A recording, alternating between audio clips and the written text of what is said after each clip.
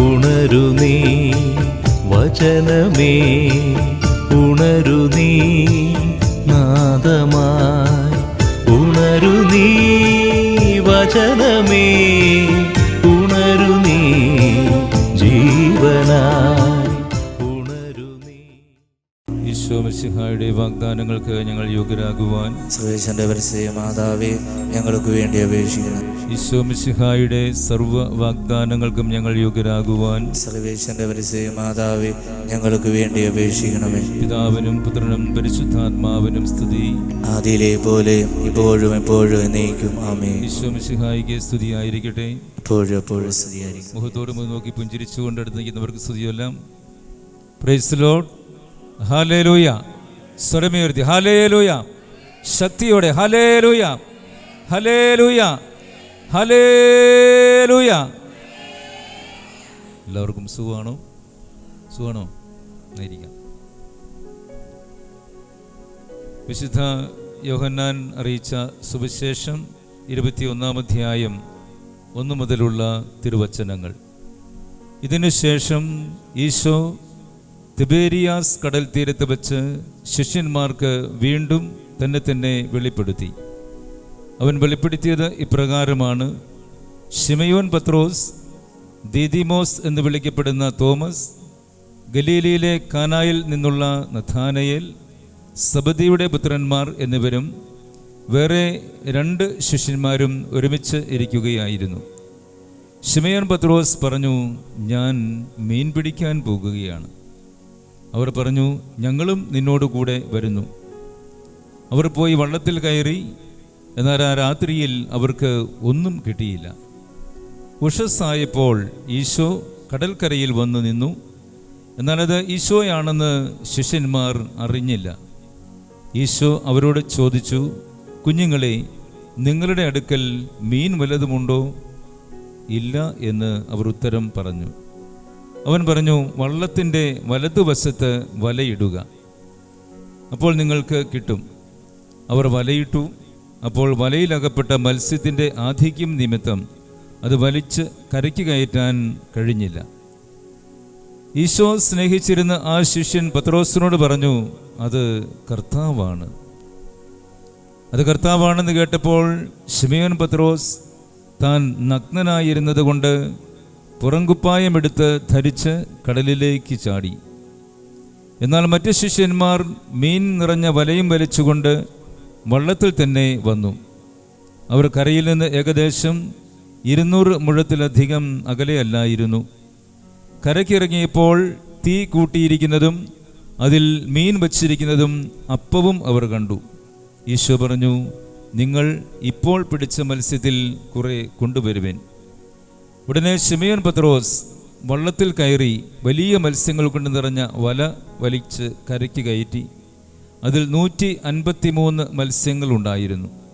ഇത്രയധികം ഉണ്ടായിരുന്നിട്ടും വല കീറിയില്ല. ഈശോ പറഞ്ഞു, വന്ന് പ്രാതൽ കഴുകുവിൻ. ശിഷ്യന്മാരിൽ ആരും അവനോട് നീ ആരാണ് എന്ന് ചോദിക്കുവാൻ മുതിർന്നില്ല. അത് കർത്താവാണെന്ന് അവർ അറിഞ്ഞിരുന്നു. ഈശോ വന്ന് അപ്പമെടുത്ത് അവർക്ക് കൊടുത്തു. അതുപോലെ തന്നെ മത്സ്യവും. ഈശോ മരിച്ചവരിൽ നിന്നും ഉയർപ്പിക്കപ്പെട്ട ശേഷം ശിഷ്യന്മാർക്ക് പ്രത്യക്ഷപ്പെടുന്നത് ഇത് 3-ാം പ്രാവശ്യമാണ്. Price the Lord. Hallelujah, hallelujah. ഈശോയിൽ ഏറ്റവും സ്നേഹിക്കപ്പെട്ടവരെ, ഇന്ന് നമ്മൾ ഇവിടെ ഈ പ്രഭാതത്തിൽ കർത്താവിൻ്റെ നാമത്തിൽ ഒരുമിച്ച് ചേർന്നിരിക്കുകയാണ്. ഈ ഒരുമിച്ച് ചേരലിൽ ദൈവസാന്നിധ്യം നിങ്ങളുടെ ഓരോരുത്തരുടെയും ഹൃദയങ്ങളിലും വ്യക്തി ജീവിതത്തിലും കുടുംബ ജീവിതത്തിലും സമൂഹ ജീവിതത്തിലുമൊക്കെ സമൃദ്ധിയായി ഉണ്ടാകട്ടെ എന്ന് ഞാൻ ആശംസിക്കുകയും പ്രാർത്ഥിക്കുകയും ചെയ്യുന്നു. ആരാധനാവത്സരത്തിലെ ഉയിർപ്പ് കാലത്തിലൂടെ നമ്മൾ നടന്ന് നീങ്ങുകയാണല്ലോ. ഉയിർപ്പ് കാലം ഏതാണ്ട് ഈ അടുത്ത വാരം കൊണ്ട് തീരുകയാണ്. 24-ാം തീയതി പന്തക്കുസ്തായോടുകൂടി നമ്മൾ അടുത്ത ശ്ലീഹ കാലത്തിലേക്ക് പ്രവേശിക്കുകയാണ്. വിശ്വാസികളായ നമ്മളെ ഓരോരുത്തരെയും സംബന്ധിച്ചിടത്തോളം ഉയിർപ്പ് കാലം വളരെ പ്രാധാന്യമുള്ളതാണ്. എന്തുകൊണ്ടാണെന്നറിയാമോ? എന്തുകൊണ്ടാണെന്ന് അറിയാമോ ഉയിർപ്പ് കാലം പ്രാധാന്യമുള്ളത്? അറിയാവുന്ന മറുപടി പറയാം കേട്ടോ. എന്തുകൊണ്ടാണ് ഒരു വിശ്വാസിയുടെ ജീവിതത്തിൽ ഉയിർപ്പ് കാലത്തിന് പ്രാധാന്യമുള്ളത്?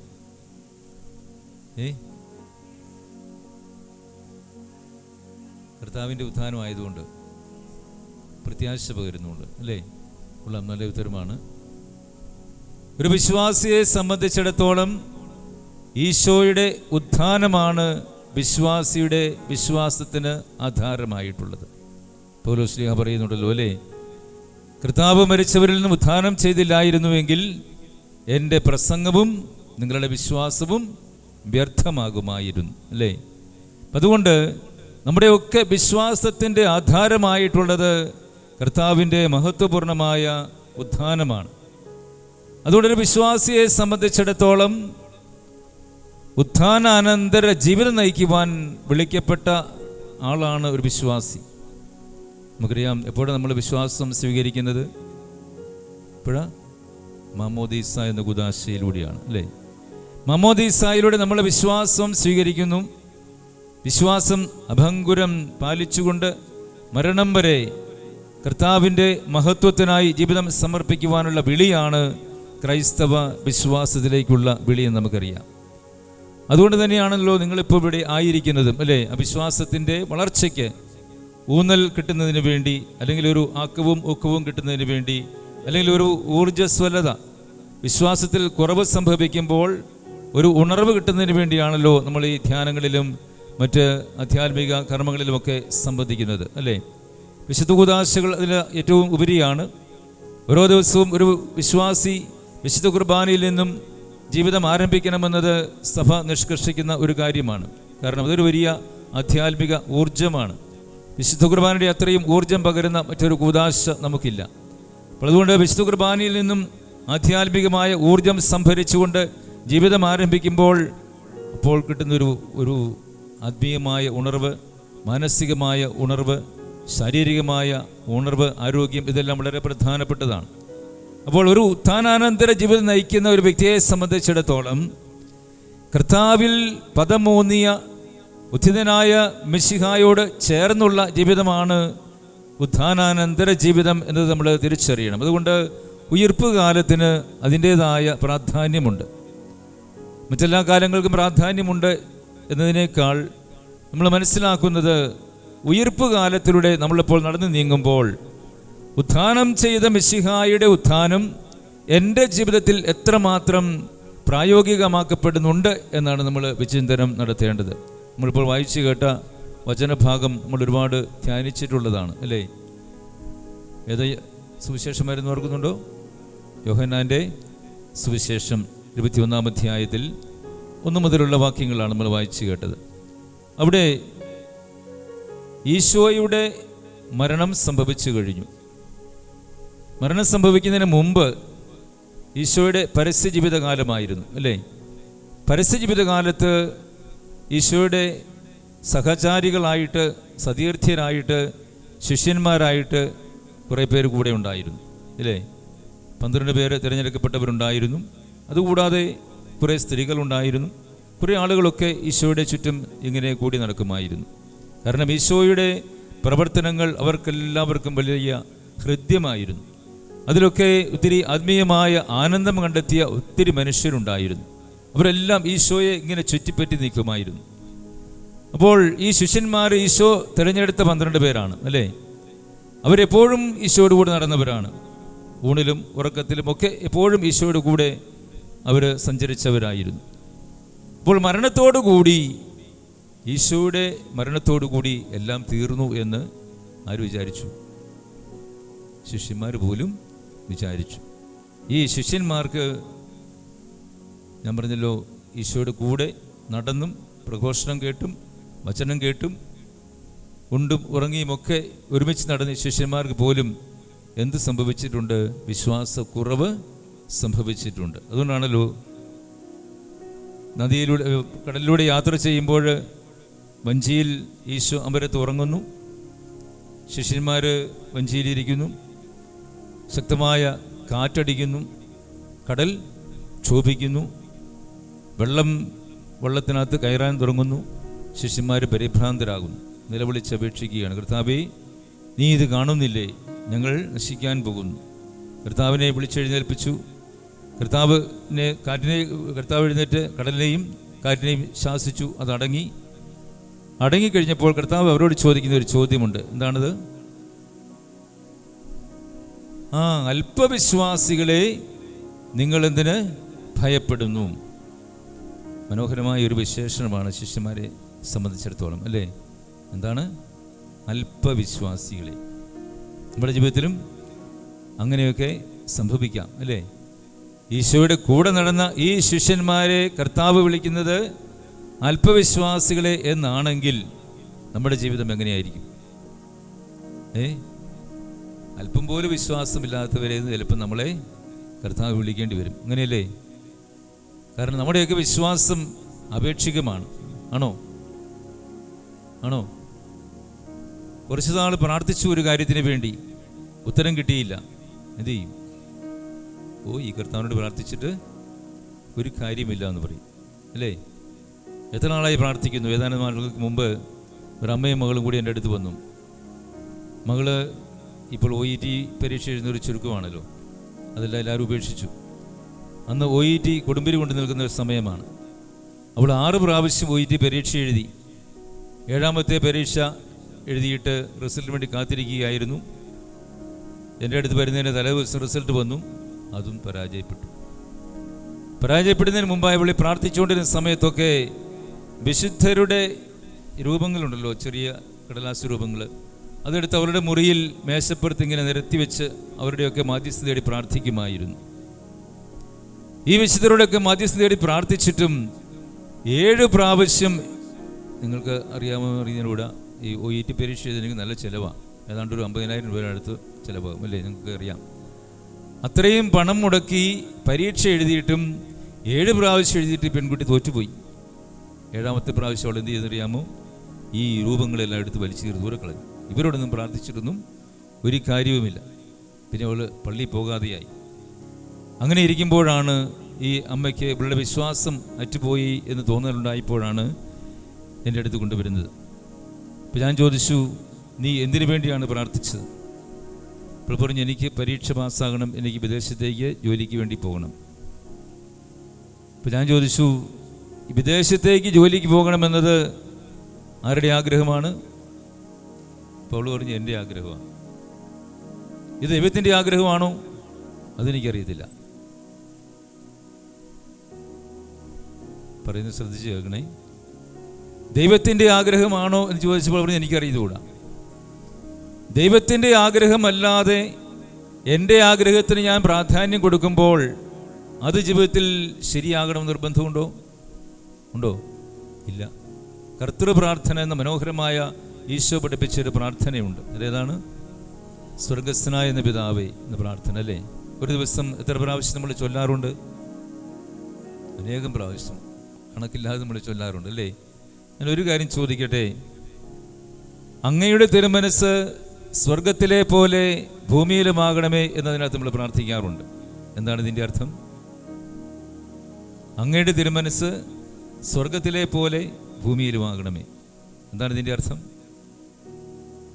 എന്ന് പറയാം ആർക്കെങ്കിലും? അറിവ് പറഞ്ഞൂടെ? ഈശോയുടെ ഇഷ്ടം സ്വർഗത്തിലെ പോലെ ഭൂമിയിലുമാകണം. ഭൂമിയിൽ ആരാ ഉള്ളേ? മനുഷ്യരുണ്ട്, അല്ലേ? മനുഷ്യർ മാത്രമേ ഉള്ളൂ? സൃഷ്ടിജാലങ്ങളെല്ലാം ഉണ്ട്, അല്ലേ? എന്നാലും ഈ പ്രാർത്ഥനയെ അർത്ഥമാക്കുന്നത് 2 ജീവിത മാതൃക കൂടി നമുക്ക് പരിശോധിക്കാം. ഒന്ന് ഈശോയാണ്. ഈശോ ഗത്സമൻ തോട്ടത്തിൽ പോയിരുന്ന് പ്രാർത്ഥിച്ചു. എന്താ പ്രാർത്ഥിച്ചത്? പിതാവേ, കഴിയുമെങ്കിൽ ഈ പാനപാത്രം എന്നിൽ നിന്നും അകന്നു പോകട്ടെ. എന്തുകൊണ്ടായിരിക്കാം അങ്ങനെ പ്രാർത്ഥിച്ചത്? കഴിയുമെങ്കിൽ ഈ പാനപാത്രമിൽ നിന്ന് അകന്നു പോകട്ടെ എന്ന് പ്രാർത്ഥിച്ചത്. എടുക്കാൻ പോകുന്ന പാനപാത്രം അത്രമാത്രം ഭാരമേറിയതാണ്, അല്ലേ? അത് ഈശോ മുൻകൂട്ടി കാണുകയാണ്. താൻ വഹിക്കാൻ പോകുന്ന കുരിശ്, താൻ വഹിക്കാൻ പോകുന്ന പീഡാസഹനം അത്രമാത്രം ഭാരമേറിയതാണ്, എടുക്കാൻ പറ്റാത്തതാണ് മാനുഷികമായി നോക്കുമ്പോൾ എന്നത് മാനുഷികമായി ഈശോ ചിന്തിക്കുകയാണ്. വരാനിരിക്കുന്ന പീഡാസഹനത്തെക്കുറിച്ചും കുരിശുമരണത്തെക്കുറിച്ചും ഈശോ മുൻകൂട്ടി കാണുകയാണ്. അതിൻ്റെ തീവ്രതയിലാണ് ഈശോ പിതാവിനോട് പ്രാർത്ഥിക്കുന്നത്. ഇന്നത്തെ സുവിശേഷത്തിൽ നമ്മൾ കാണുന്നതും അതുതന്നെയാണ്. അതല്ല, ആ പ്രാർത്ഥനയല്ല, മറ്റൊരു പ്രാർത്ഥനയാണ്. ഈശോ ശിഷ്യന്മാർക്ക് വേണ്ടി പ്രാർത്ഥിക്കുന്നതാണ്. അപ്പോൾ ഈശോയുടെ ഈ പ്രാർത്ഥനയ്ക്ക് രണ്ട് തലമുണ്ട്. ആദ്യത്തെ തലത്തിൽ മനുഷ്യൻ എന്ന നിലയിൽ ഈശോ തൻ്റെ വരാനിരിക്കുന്ന പീഡാസഹനത്തെക്കുറിച്ചും കുരിശുമരണത്തെക്കുറിച്ചും മുൻകൂട്ടി കണ്ടുകൊണ്ട് അതിൽ നിന്നും ഒരു ഒഴികഴിവിന് വേണ്ടി പിതാവിനോട് പ്രാർത്ഥിക്കുകയാണ്. അല്ലേ? ആർക്കായാലും നമുക്കാണെങ്കിൽ പോലും താങ്ങാൻ പറ്റുകയില്ല. കുരിശുമരണം പേടിച്ച് തന്നെ അതിനു മുമ്പ് മരിച്ചു പോകും. അല്ലേ? എന്നാൽ കർത്താവ് പ്രാർത്ഥിക്കുന്നു. അതിന് രണ്ടാമത്തെ തലം എന്ന് പറയുന്നത് പിതാവിൻ്റെ ഹിതത്തോട് ഉൾച്ചേരുന്ന പ്രാർത്ഥനയാണ്. എന്താണ് അവിടെ സംഭവിക്കുന്നത്? ഈശോ എങ്ങനെയാ പ്രാർത്ഥിക്കുന്നേ? എങ്കിലും എൻ്റെ ഇഷ്ടമല്ല, അങ്ങയുടെ ഇഷ്ടം നിറവേറട്ടെ. ഇവിടെയാണ് പിതാവിൻ്റെ ഇഷ്ടത്തിന് വിപരീതമായി ഈശോ ഈ ലോകത്തിൽ ഒന്നും ചെയ്തിട്ടില്ല. Price the Lord. Hallelujah, hallelujah, hallelujah. പ്രിയപ്പെട്ടവരെ, അതുകൊണ്ട് ഉത്ഥാനാനന്തര ജീവിതം എന്ന് പറയുന്നത് ദൈവഹിതത്തിന് പരിപൂർണമായി വിധേയപ്പെട്ടുകൊണ്ടുള്ള ജീവിതമാണ് നമ്മൾ തിരിച്ചറിയാൻ കഴിയണം. ഉചിതനായ മിശിഹായെ പിൻചെല്ലുന്ന വിശ്വാസിയെ സംബന്ധിച്ചിടത്തോളം ദൈവഹിതത്തിന് വിപരീതമായി നമ്മുടെ ഇഷ്ടമുണ്ടാകാൻ പാടില്ല. രണ്ടാമത്തെ ഉദാഹരണം നമുക്ക് കാണാൻ സാധിക്കും. ലൂക്കായുടെ സുവിശേഷം 1-ാം അധ്യായത്തിൽ നമ്മൾ മംഗളവാർത്ത കാണുന്നുണ്ട്. വായിച്ചിട്ടില്ലേ? മംഗളവാർത്ത അറിയിപ്പ്. ആരാണ് മംഗളവാർത്ത അറിയിപ്പ് ആർക്കാണ് കൊടുക്കുന്നത്? ഗബ്രിയേൽ മാലാഖ പരിശുദ്ധ കന്യകാമറിയത്തിന് കൊടുക്കുകയാണ്. അല്ലേ? ഈ മംഗളവാർത്തയുടെ സമയത്ത് എന്തായിരുന്നു മറിയത്തിൻ്റെ പശ്ചാത്തലം, ജീവിത പശ്ചാത്തലം? അവൾ വിവാഹ നിശ്ചയം കഴിഞ്ഞ പെൺകുട്ടിയായിരുന്നു. അല്ലേ? യൗസേപ്പ് എന്ന ചെറുപ്പക്കാരനുമായി വിവാഹ നിശ്ചയം കഴിഞ്ഞിരിക്കെയാണ് ഗബ്രിയേൽ ദൂതൻ ദൈവത്താൽ അയക്കപ്പെട്ട് മറിയത്തോട് എന്ന് പറയുന്നത് എന്താണ്? ദൈവ കൃപ നിറഞ്ഞവളെ സ്വസ്തി, കർത്താവ് നിന്നോട് കൂടെ, നീ സ്ത്രീകളിൽ അനുഗ്രഹീതയാണ്, നീ ദൈവസന്നിധിയിൽ കൃപ കണ്ടെത്തിയിരിക്കുന്നു. അല്ലേ? അപ്പം ഇത്രമാത്രം മറിയത്തെ പ്രകീർത്തിച്ചിട്ട് പറയുകയാണ്, എന്താ? നിന്നിൽ നിന്നും ഒരു ശിശു ജനിക്കാൻ പോകുന്നു, അവന് ഈശോ എന്ന് പേരിടണം. മറിയം എന്ന പെൺകുട്ടി ഒരുപക്ഷെ വിചാരിച്ചു കാണുമായിരിക്കും കല്യാണം കഴിഞ്ഞുണ്ടാകാൻ പോകുന്ന കുട്ടിയെക്കുറിച്ചായിരിക്കും പറയുന്നത്, ഒരുപക്ഷെ വിചാരിച്ചിരിക്കാം. എന്നാലും വചനത്തിൽ നമ്മൾ കൂടുതൽ വായിക്കുമ്പോൾ മനസ്സിലാകും അങ്ങനെ വിചാരിക്കാനും സാധ്യത ഇല്ല. കാരണം മറിയം അപ്പോൾ ഒന്ന് ശങ്കിക്കുകയാണ്. ഇതെങ്ങനെ സംഭവിക്കും? ഞാൻ പുരുഷനെ അറിയുന്നില്ലല്ലോ എന്നാണ് അവൾ പറയുന്നത്. അല്ലേ? അപ്പോൾ അതിന് മാലാഖ പറയുന്ന മറുപടി എന്താണ്? അത്യുന്നതന്റെ ശക്തി നിന്റെ മേൽ ആവസിക്കും. Praise the Lord. Hallelujah, hallelujah. പ്രിയപ്പെട്ടവരെ, പരിശുദ്ധാത്മാവിൻ്റെ ആവാസത്തിലൂടെ, ശക്തിയിലൂടെയാണ് മറിയത്തിൻ്റെ ഉള്ളിൽ ദൈവത്തിൻ്റെ പുത്രൻ ജനിക്കാൻ പോകുന്നതെന്നൊരു അറിയിപ്പ് ദൂതൻ കൊടുക്കുകയാണ്. ഇവിടെ മറിയത്തെ സംബന്ധിച്ചിടത്തോളം രണ്ട് വെല്ലുവിളികൾ മറിയം അവിടെ അഭിമുഖീകരിക്കുകയാണ്. ഒന്ന്, അവൾ വിവാഹ നിശ്ചയം കഴിഞ്ഞ പെൺകുട്ടിയാണ്. ആദിമ സഭയിൽ ഇന്ന് നമ്മളുടെ ഇടയിലൊക്കെ അങ്ങനെയൊക്കെ തന്നെയാണ്. വിവാഹ നിശ്ചയം കഴിഞ്ഞാൽ അത് വിവാഹം കഴിഞ്ഞതുപോലെ തന്നെ കരുതപ്പെടുന്ന ഒരു കർമ്മം തന്നെയാണ്. ഗുദാശ അല്ലെങ്കിലും ഒരു ഗുദാശ അനുകരണമായതുകൊണ്ട് വിവാഹ നിശ്ചയം കഴിഞ്ഞാൽ പിന്നീടുള്ള ദമ്പതിമാരുടെ ജീവിതം വിവാഹം കഴിഞ്ഞതുപോലെ തന്നെ ജീവിക്കണം എന്നുള്ളതാണ്. എന്ന് പറഞ്ഞാൽ അവർ ഒരുമിച്ച് ജീവിക്കുന്നില്ല എങ്കിലും പ്രാർത്ഥനയുടെ അന്തരീക്ഷത്തിൽ ആത്മീയമായ ഒരുക്കത്തിലൂടെ എടുക്കാൻ പോകുന്ന ഉത്തരവാദിത്വം അത്രമാത്രം ഗൗരവമുള്ളതാണെന്ന് തിരിച്ചറിഞ്ഞുകൊണ്ട് പ്രാർത്ഥനയുടെ തലങ്ങളിലൂടെ നടന്ന് ജീവിക്കേണ്ട ഒരു കാലഘട്ടമാണ് വിവാഹ നിശ്ചയം കഴിഞ്ഞ് വിവാഹവും വിവാഹ അനന്തരമുള്ള ജീവിതവും. അപ്പോൾ അങ്ങനെ വിവാഹ നിശ്ചയം കഴിഞ്ഞിരിക്കുമ്പോൾ ഈ ചെറുപ്പക്കാരനുമായുള്ള അറിവില്ലാതെ ഗർഭധാരണം നടത്തുക എന്ന് പറയുമ്പോൾ മറിയത്തെ സംബന്ധിച്ചിടത്തോളം അതൊരു തിന്മയുടെ സ്വാധീനമായിട്ട് വിശേഷിപ്പിക്കപ്പെടാം ജനങ്ങൾ. ഇവിടെ അങ്ങനെ സംഭവിക്കുന്നില്ല എങ്കിൽ പോലും മാനുഷികമായി നോക്കുമ്പോൾ പുരുഷനറിയാതെ സ്ത്രീ ഗർഭിണിയായി കാണപ്പെട്ടു എന്നറിഞ്ഞാൽ രണ്ടാമത്തെ വെല്ലുവിളി എന്ന് പറയുന്നത് എന്താ സംഭവിക്കുന്നത്? യഹൂദ പാരമ്പര്യമനുസരിച്ച് അവൾ വ്യഭിചാരിണി എന്ന് വിളിക്കപ്പെടും. അപ്പോൾ അതിൻ്റെ ശിക്ഷ എന്താണെന്നറിയാമോ? കല്ലെറിഞ്ഞ് കൊല്ലപ്പെടണം. ഇത് രണ്ടും ഭയാനകമായ രണ്ട് വെല്ലുവിളികളാണ് മറിയത്തെ സംബന്ധിച്ചിടത്തോളം. ഈ രണ്ട് വെല്ലുവിളികൾ മറിയത്തിന് മുമ്പിൽ നിൽക്കുമ്പോൾ മറിയം പറഞ്ഞു, ഞാൻ യോസേപ്പിനോടൊന്ന് ചോദിച്ചിട്ട് വരാം, അല്ലെങ്കിൽ എൻ്റെ മാതാപിതാക്കളോടൊന്ന് ചോദിച്ചിട്ട് വരാം എന്ന് പറഞ്ഞോ? ഇല്ല. പക്ഷെ പാരമ്പര്യം പറയുന്നത് ഒരു ഭയപ്പാട് അവൾക്കുണ്ടായി, അവൾ അവിടെ നിന്ന് ഓടിയെന്നാണ് പറയുന്നത്. നിങ്ങൾ വിശുദ്ധ നാട്ടിൽ പോയിട്ടുണ്ടോ? വിശുദ്ധ നാട്ടിൽ പോയിട്ട് ആരെങ്കിലും ഉണ്ടോ? ഇല്ല അല്ലേ? പോയിട്ടുള്ളവരുണ്ട് അല്ലേ? അവിടെ നമുക്ക് അറിയാം, മറിയത്തിൻ്റെ കിണർ എന്ന് പറയുന്ന ഒരു സ്ഥലമുണ്ട് അല്ലേ? ഓർക്കുന്നുണ്ടോ നിങ്ങൾ?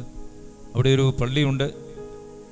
ആദ്യം മറിയം വെള്ളം കോരാമെന്നപ്പോൾ ഈ കിണറ്റിൻകരയിൽ വെച്ചാണ് ദൂതൻ പ്രത്യക്ഷപ്പെട്ടതെന്നാണ് പറയുക. അപ്പോൾ അവൾ കുടുംബം അവിടെ വെച്ചിട്ട് ഓടുകയാണ്. എന്താണ് സംഭവിക്കുന്നത് അറിയത്തില്ലല്ലോ. കൊച്ചു പെൺകുട്ടിയല്ലേ, വീട്ടിലേക്ക് ഓടി. ദൂതൻ വിട്ടോ? വിട്ടില്ല, പുറകെ ഓടി.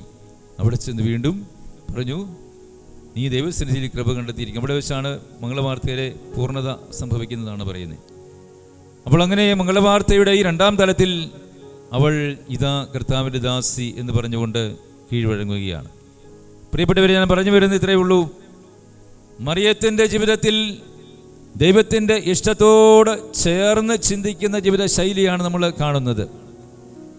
മാനുഷികമായി നോക്കുമ്പോൾ ഏതെല്ലാം പ്രതിസന്ധികൾ അവരുടെ ജീവിതത്തിൽ ഉണ്ടായിക്കോട്ടെ, ഭർത്താവ് ഉപേക്ഷിച്ച് പോകുന്നെങ്കിൽ പൊക്കോട്ടെ, നാട്ടുകാർ കല്ലെറിഞ്ഞ് കൊല്ലുന്നെങ്കിൽ കൊന്നോട്ടെ, എന്നാലും എനിക്ക് പ്രാധാന്യം എന്തിനാണ്?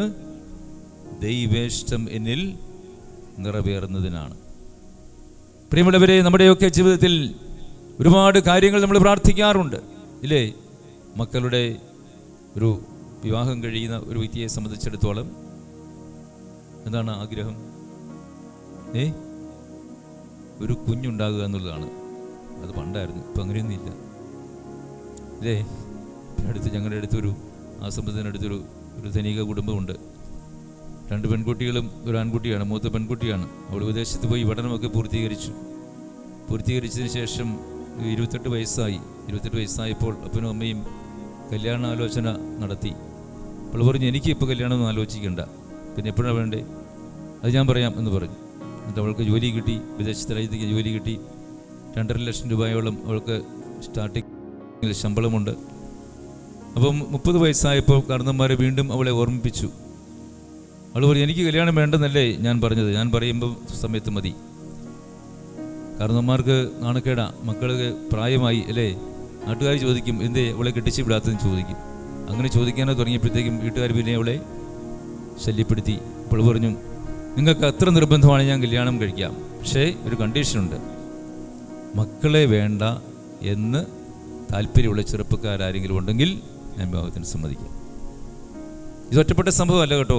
ആദ്യം കേട്ടപ്പോൾ എനിക്കൊരു ബുദ്ധിമുട്ട് തോന്നിയായിരുന്നു, പക്ഷേ ഇപ്പോൾ സാധാരണ ഇപ്പം കേട്ടുകൊണ്ടിരിക്കുകയാണ്. പ്രസവിക്കാനോ കുഞ്ഞുങ്ങളെ വളർത്താനോ ഇന്നത്തെ പെൺകുട്ടികൾക്ക് താല്പര്യമില്ല എന്നത് അധപതിച്ച സംസ്കാരത്തിൻ്റെ, പൈശാചിക സംസ്കാരത്തിൻ്റെ ഒരു ലാഞ്ചനയായിട്ട് നമ്മൾ മനസ്സിലാക്കേണ്ടിയിരിക്കുന്നു. ദൈവിക പദ്ധതിക്ക് വിരുദ്ധമായി ഇന്നത്തെ ഇളം തലമുറ ചിന്തിച്ചു തുടങ്ങുന്നിരിക്കുന്നു എന്നുള്ളതിൻ്റെ ഒരു സൂചനയാണിത്. നമ്മുടെ ഇളം തലമുറയ്ക്ക് വേണ്ടി നിങ്ങളൊക്കെ ഒത്തിരി പ്രാർത്ഥിക്കണം. കാരണം കുടുംബങ്ങൾ തകർന്നുകൊണ്ടിരിക്കുന്ന കാലഘട്ടമാണ്. കുടുംബങ്ങൾ വേണ്ട, ദൈവത്തിൻ്റെ പദ്ധതി അനുസരിച്ചുള്ള കുടുംബജീവിതമോ വേണ്ട എന്നത് ഒരു അധപതിച്ച സംസ്കാരത്തിൻ്റെ, പൈശാചിക സംസ്കാരത്തിൻ്റെ സൂചനയാണ്. അതുകൊണ്ട് ഞാൻ സാന്ദർഭികമായിട്ട് സൂചിപ്പിച്ചത് മാത്രമേ ഉള്ളൂ. പ്രിയപ്പെട്ടവരെ, ദൈവത്തിൻ്റെ ഇഷ്ടം എന്താണോ എന്ന് തിരിച്ചറിയുവാനും അതിനോട് ചേർന്ന് സഹകരിക്കുവാനും ഇന്നത്തെ തലമുറ ആഗ്രഹിക്കുന്നില്ല എന്നത് വളരെ പരിതാപകരമായ ഒരു കാര്യമാണ്. ഇന്നത്തെ തലമുറ മാത്രമല്ല, ഈശോയുടെ കാലത്തും അങ്ങനെയൊക്കെ തന്നെയായിരുന്നു. എന്നാലും വചനം നമ്മളെ പഠിപ്പിക്കുന്നത് ദൈവഹിതത്തിന് വിരുദ്ധമായി പ്രവർത്തിച്ചാൽ എല്ലാം പരാജയമായി പോകുമെന്നാണ്. എന്താണ്? അവിടെയാണ് നമ്മൾ ഈ വചനത്തിൻ്റെ പ്രസക്തി മനസ്സിലാക്കേണ്ടത്. വായിച്ചു കേട്ടതു എന്താണ്? ഈശോ മരിച്ചു,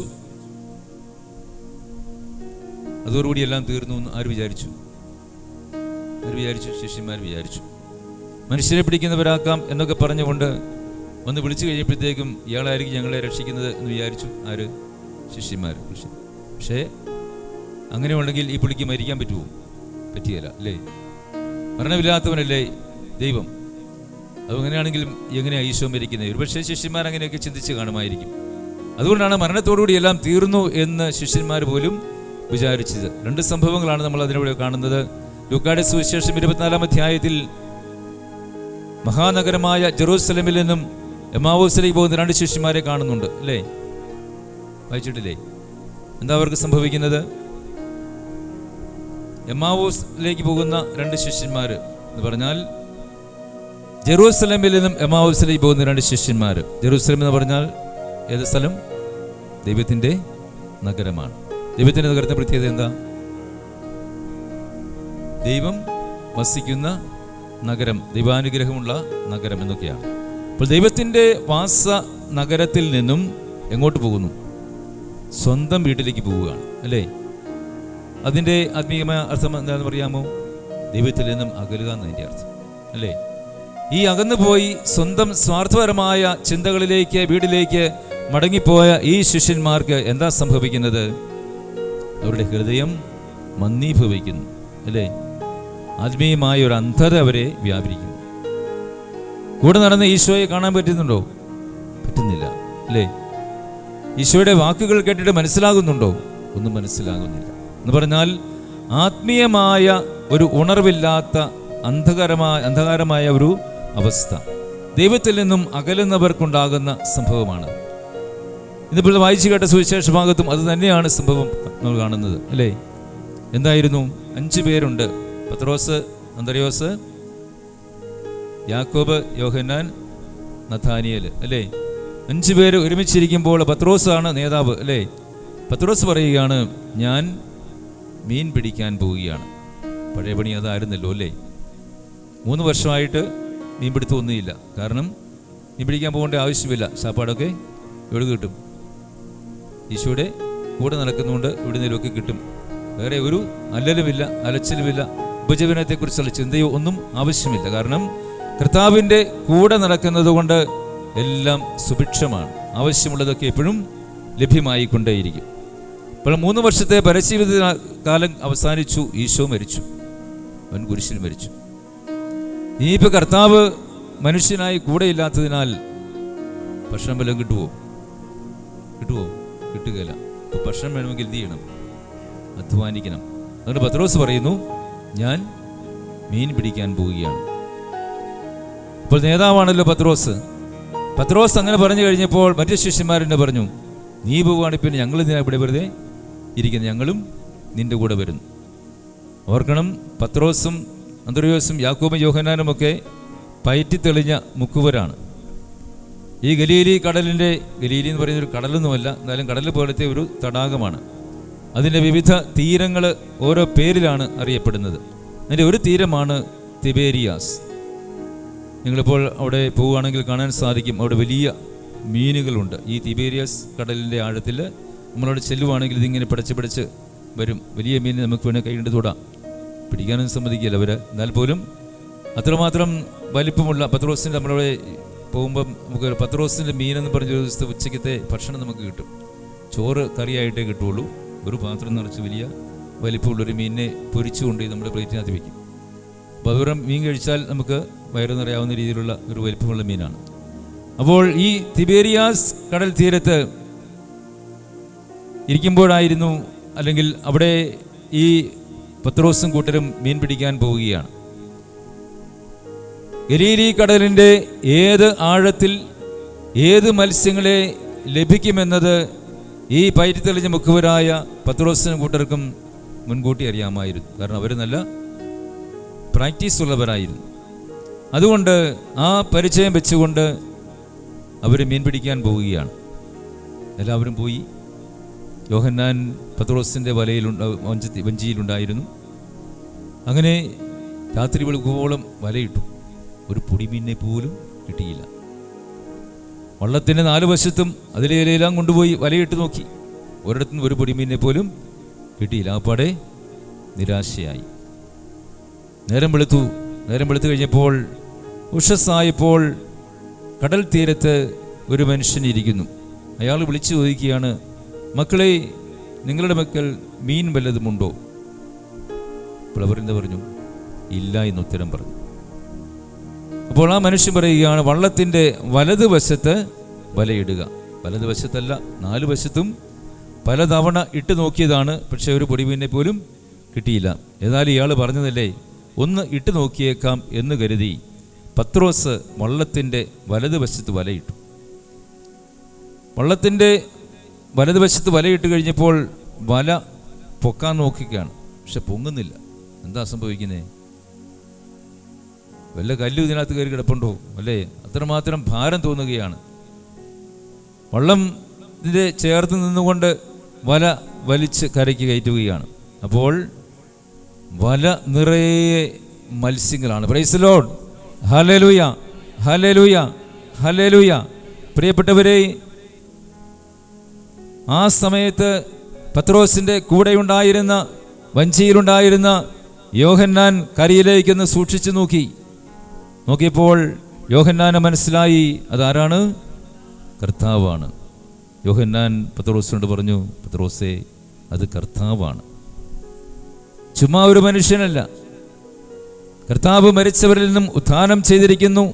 ഉത്ഥിതനായ മിശിഹായാണ് കരയിലിരുന്നു കൊണ്ട് നമ്മളോട് നിർദ്ദേശിക്കുന്നത്, നിങ്ങൾ വലതുവശത്ത് വലയിടുക.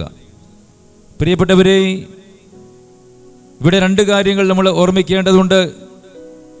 കർത്താവിൻ്റെ മരണത്തോടുകൂടി എല്ലാം തീർന്നു എന്ന് കരുതിക്കൊണ്ട് സ്വന്തം അധ്വാനത്തിലൂടെ എല്ലാം നേടാമെന്ന് വിചാരിച്ച ശിഷ്യന്മാർ അധ്വാനിച്ചിട്ട് എന്തെങ്കിലും കിട്ടിയോ? ഒന്നുമില്ല. നമ്മളൊക്കെ അങ്ങനെയാണ് പലപ്പോഴും, അല്ലേ? പ്രാർത്ഥിച്ചിട്ട് ദൈവത്തെ കൂടാതെ, ദൈവസന്നിധിയിലിരുന്ന് പ്രാർത്ഥിക്കാതെ നമുക്കാർക്കും ഉത്തരം കിട്ടില്ല. പ്രിയപ്പെട്ടവരെ, വിശ്വാസത്തോടുകൂടി പ്രാർത്ഥിക്കണം. ദൈവത്തിൻ്റെ സന്നിധിയിലിരുന്ന് പ്രാർത്ഥിക്കണമെങ്കിൽ മാത്രമേ പ്രാർത്ഥനയ്ക്ക് ഉത്തരം കിട്ടുകയുള്ളൂ.